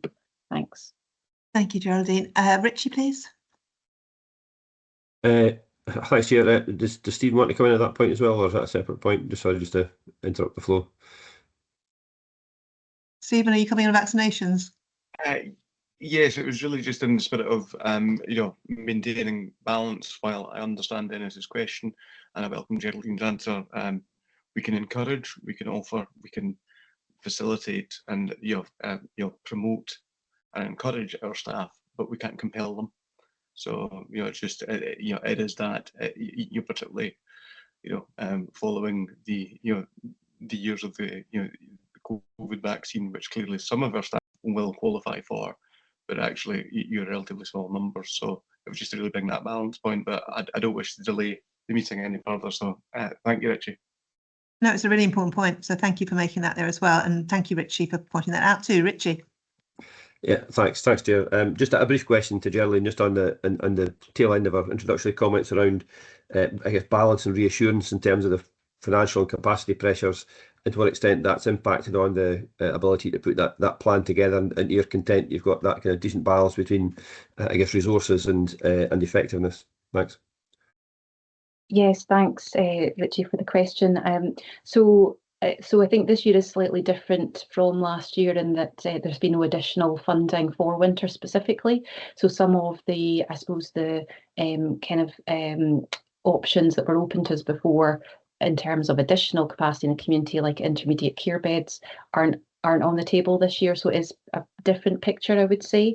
But saying that, I think what's been really, really helpful is some of the planning that we've kind of done jointly, through the chief officers and HSCPs, in terms of using the existing resource, how, again, even within the community settings, things can be as targeted as possible. And we've got some really great work that's underway. Obviously, there's the City Hospital at Home team, there's the virtual community wards in Aberdeenshire, and Murray have something similar, Hospital Without Walls, and new initiatives such as Discharge to Assess, to get people home as quickly as possible, to be assessed at home where they're more likely to recover faster and better. So I'd say that there is really good links between all of that. And again, even thinking about how we utilise what we've got as best we can, there's been some great work through the Flow Navigation Centre, which is almost a bit like a virtual urgent care assessment hub. And we're looking to how we can expand that so that actually people and healthcare professionals as well get the right advice to direct patients along the right pathway. So just part of that efficiency and making sure it's the right care in the right place. So I think, yes, there are challenges financially, but it's how we work around that and make the most of what we've got. Thanks. Thank you. Thumbs up again from Richie there as well. Thank you very much. I can't see any other indications there, so thank you again for the report, Geraldine. Can we agree with the recommendations there, please? Thank you. And back to you, Geraldine, for the temporary bed capacity increase paper as well. Thank you. Thanks, Chair, and appreciate this paper being taken late. So this is a plan which has been under development for several months in relation to how we would stand up at pace additional bed capacity in particular areas in times of surge, but for a kind of short window where we could have an exit strategy as well. So you will see from the paper that part of the plan was enacted as a response, part of a response to the critical incident on the 28th of November, and that's included some beds, additional beds being opened in Rosewell House. Again, that was done very quickly, and we need to move that probably into a more sort of sustainable model in terms of how that's being staffed. So that's part of the plan. So the proposal would be that those beds remain open for the next 3 to 6 months over the winter period to deal with additional surge. We have also included some metrics round about stepping up other parts of the plan, just so that there's really robust governance round about the decision making for that. And it is very much then allowing a phased approach. So should there be another period of surge over the winter, then obviously we've indicated some triggers which we feel would be appropriate to generate that additional capacity. That's based on the learning from the critical incident as well. Round about all the GOPES actions at level 4 have been actioned already. The occupancy levels over 111%, and combined with that, an adverse trend in delayed discharges and delayed transfers of care beyond control levels. So that's very much the parameters of that. And I think the other thing to mention, obviously, is that we would only stand up what's needed at any particular time. Some of the locations are better than others as well in terms of the additional capacity, so it's unlikely that all 4 areas identified would be open at the same time.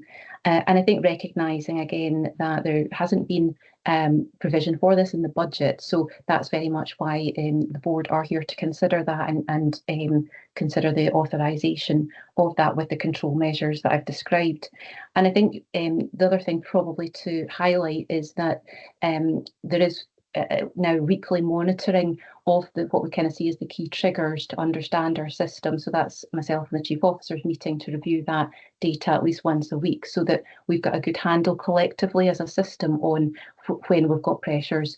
And that's again part of the sort of building on what we did for the critical incident, but what we can actually do and achieve without requiring to go into business continuity arrangements.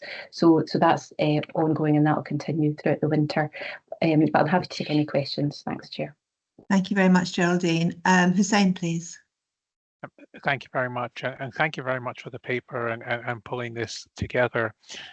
I noticed that the paper includes a staff element. Would you be able to confirm my assumption, therefore, that if things remain as they currently are without that staffing element, you would not be comfortable in your ability to provide a legitimate and, more importantly, a safe staffing level for those beds? Would that be a fair assumption? Yes, thank you. I think it is a really important point. So obviously what we know is that our staff are already very stretched and feeling the sort of day-to-day pressures. And I think having looked at different staffing options through consultation with the chief nurses and lead AHP, there was a scoring in terms of what would be the safest, most sustainable way to staff any additional areas. And the sort of strong preference that came out of that was that an external healthcare contract would be the most sustainable for the beds over a short period of time, but also it wouldn't then be additional ask to our existing staff groups who are already very stretched. That was the clear preference that came out of that work. And I think to answer your question, I would support that also. I think that we know that our staff go above and beyond every day, but I think asking them to care for additional patients in additional areas would be unsustainable. Thanks. Thank you. That's really helpful. Chair, I have said before that I am uncomfortable with the way in which our health and social care system nationally is set up as regards the ring fencing of budgets for different parts of the system, and how that is putting competing tensions on a whole system approach and the whole flow model. And we've seen that in the last few weeks. That is a discussion, hopefully, that will at some point be considered nationally, particularly given that we're here today and we're looking at our own NHS Grampian financial position in the light of the situation that's just been brought to us. But that answer was really helpful. Thank you, and I appreciate it. Thank you, Hussein, and that's really important in the context as well. And it does link as well to themes we've had this meeting around collaboration as well, and we mentioned delayed discharges at this meeting as well. Jerry, maybe you could comment about, I mean, obviously this is something that the board is here to look at today, and it's money required of the board, even though we have the financial situation we're in. Is this kind of issue being looked at in collaboration locally as well with our health and social care partners as well, about where additional beds could maybe be found at critical times? Thank you. Yes, thanks, Chair. So absolutely, and actually some of the locations that we've identified are in community settings.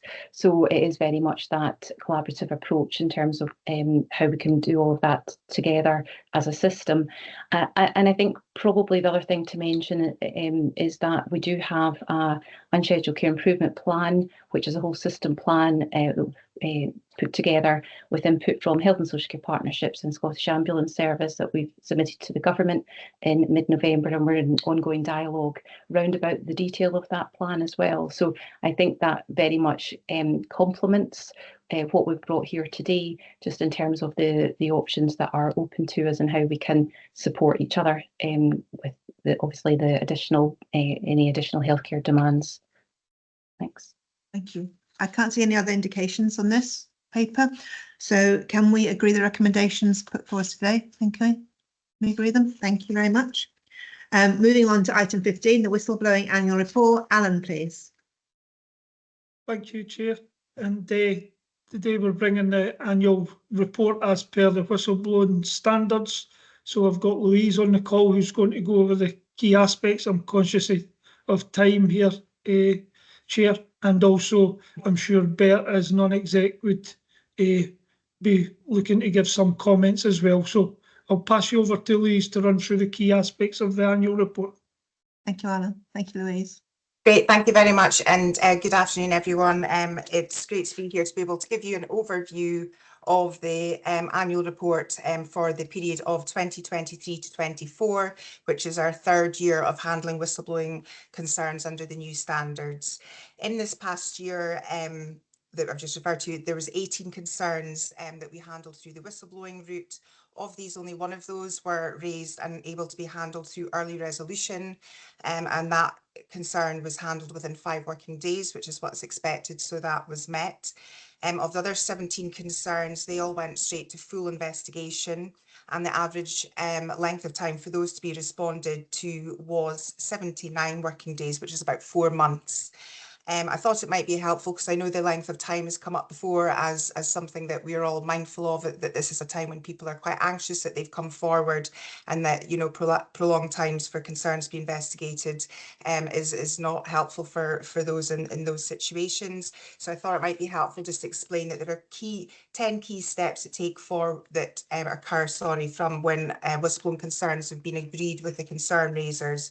The first thing is that independent investigator has to be identified so that they can be conflict free, and we know that we wouldn't face any challenge around that. We want to make sure that support and training is there for the investigator. They may not have done this before, so that there is some support needed at the start for some investigations. There would then need to be support through the management system to find out who actually would need to be interviewed and part of the investigation process. Following that, the investigator would meet with the concern raiser and be able to speak to them directly and find out what their concerns are. Following this, the investigator would meet with all those other people who need to be investigated, and that could contain obviously people having an annual leave and other issues with getting meetings in with everybody promptly. Following this, the investigator needs to write up their findings. A meeting then takes place between the responsible officer for whistleblowing, someone from the whistleblowing team, the senior management commissioner of the concern area, to discuss the findings from the investigators. Following this, a written response is prepared, highlighting learning and action to be taken under each of the concern areas that have been raised. We find that often concerns there's 2 or 3 concerns to each sort of level 2 concern, whistleblowing concern. These are the ones that go to full investigation. And sometimes there's as much as 6 or 12 or more concerns. So individually, these all need to be investigated and responded to. Finally, there's a meeting set up to prepare the Speak Up Ambassador to be able to respond and to explain what has happened in the investigation, to maintain their identity being protected. And then following this, the Speak Ambassador will then meet with the concern raiser and share the response. So I'm hoping that's just helpful to have a little bit of context of the 10 sort of steps that need to happen between having agreed the responses to the response being shared and closed, which is why it often takes 4 months for that to occur. So hopefully that's been helpful. In going on to then our key performance indicator information, so we have had of those complaints that, those whistleblowing concerns that have been looked into, we found 6 were upheld at the end, 6 were partly upheld and 6 were not upheld. So we've had quite an even split across the findings and outcomes to those. We know from the data that we've got a mixture of staff groups and seniority across those who have come forward with concerns, so that's very good to know. Also, there's been a mixture of services, acute services for NHS Grampian, but also across primary care organisations, the partnership areas, facilities in the States and mental health being the main areas that have raised concerns in this last year. We also know there's been a mixture of types of concerns, again similar to previous years, around staff and management behaviours, safety and action or lack of action being taken. Finally, just to go over what some of the areas that when we've been dealing with concerns, the effect that's having on us as an organisation to be able to deal with those in a timely way. Also, we know that for in the first year that we handled whistleblowing concerns, the average number of concerns open at any one time was 4 throughout the year. So as things come in and go out, there's usually always 4 open.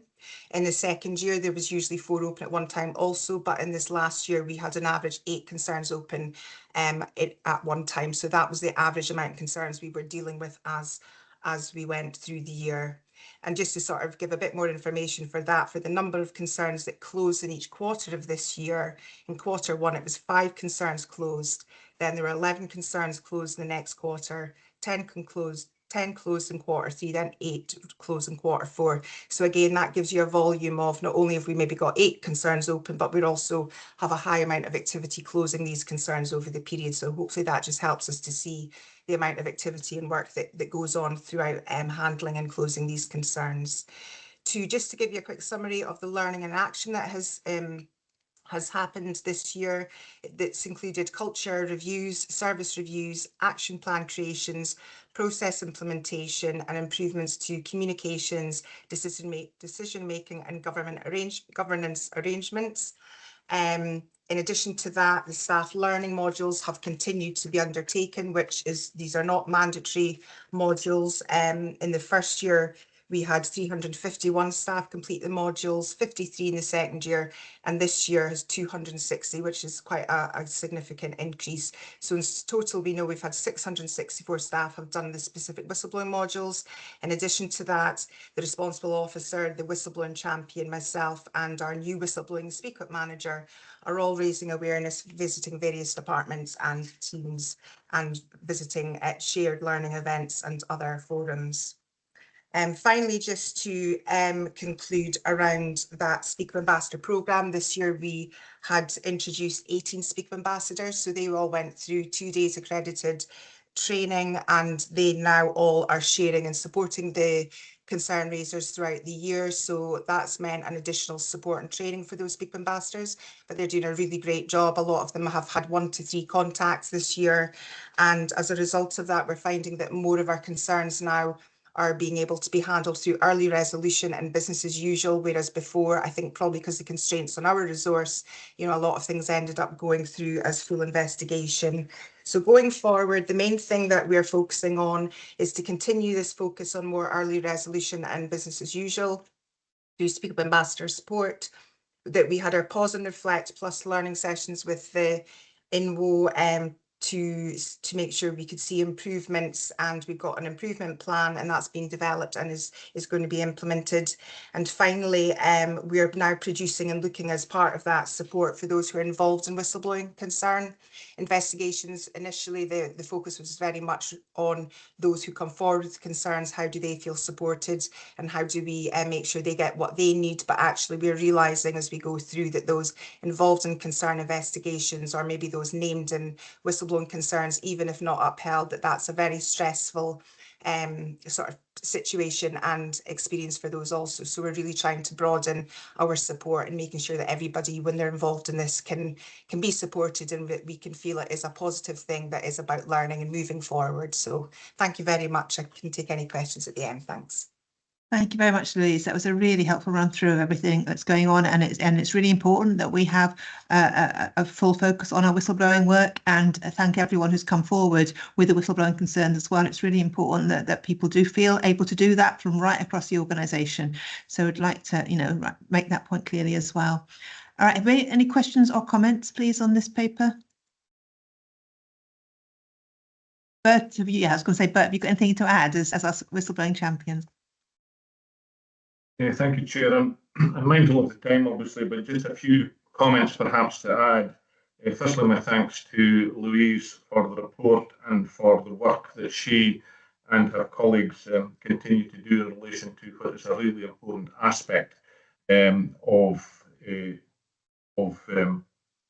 culture-related issues, actually.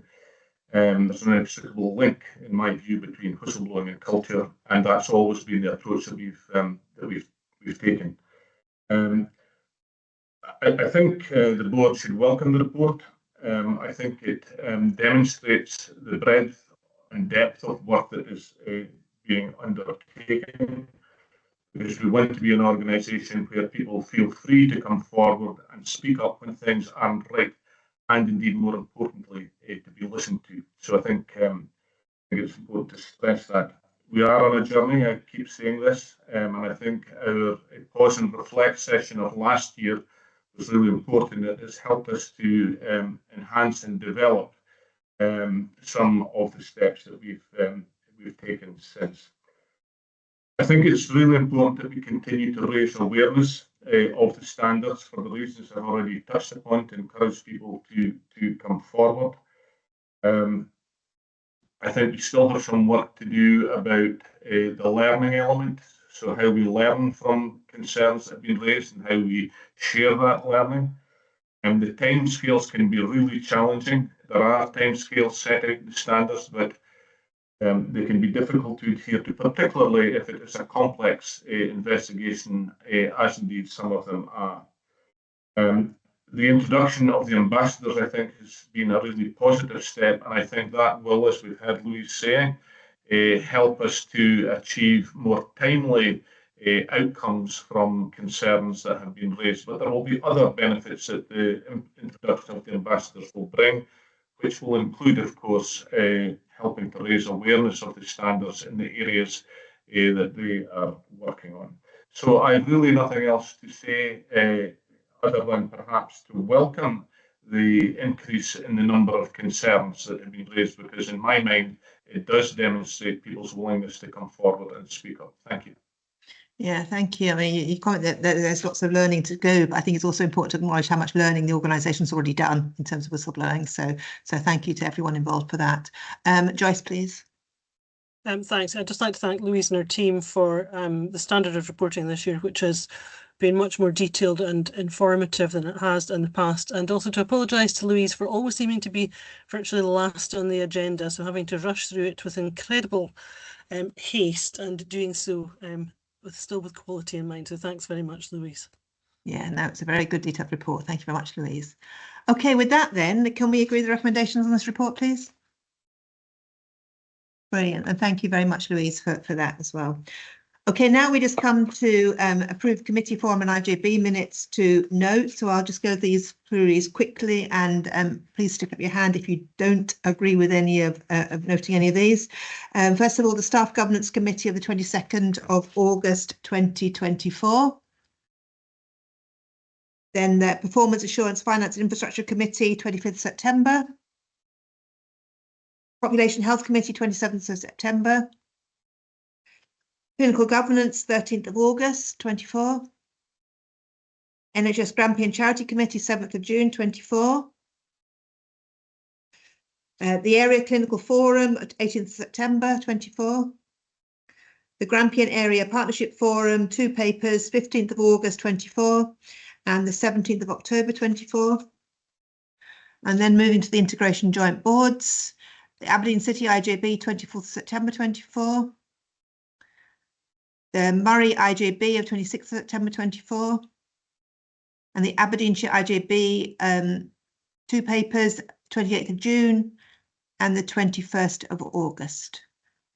Nobody put their hands up, so I take that as they are all noted there.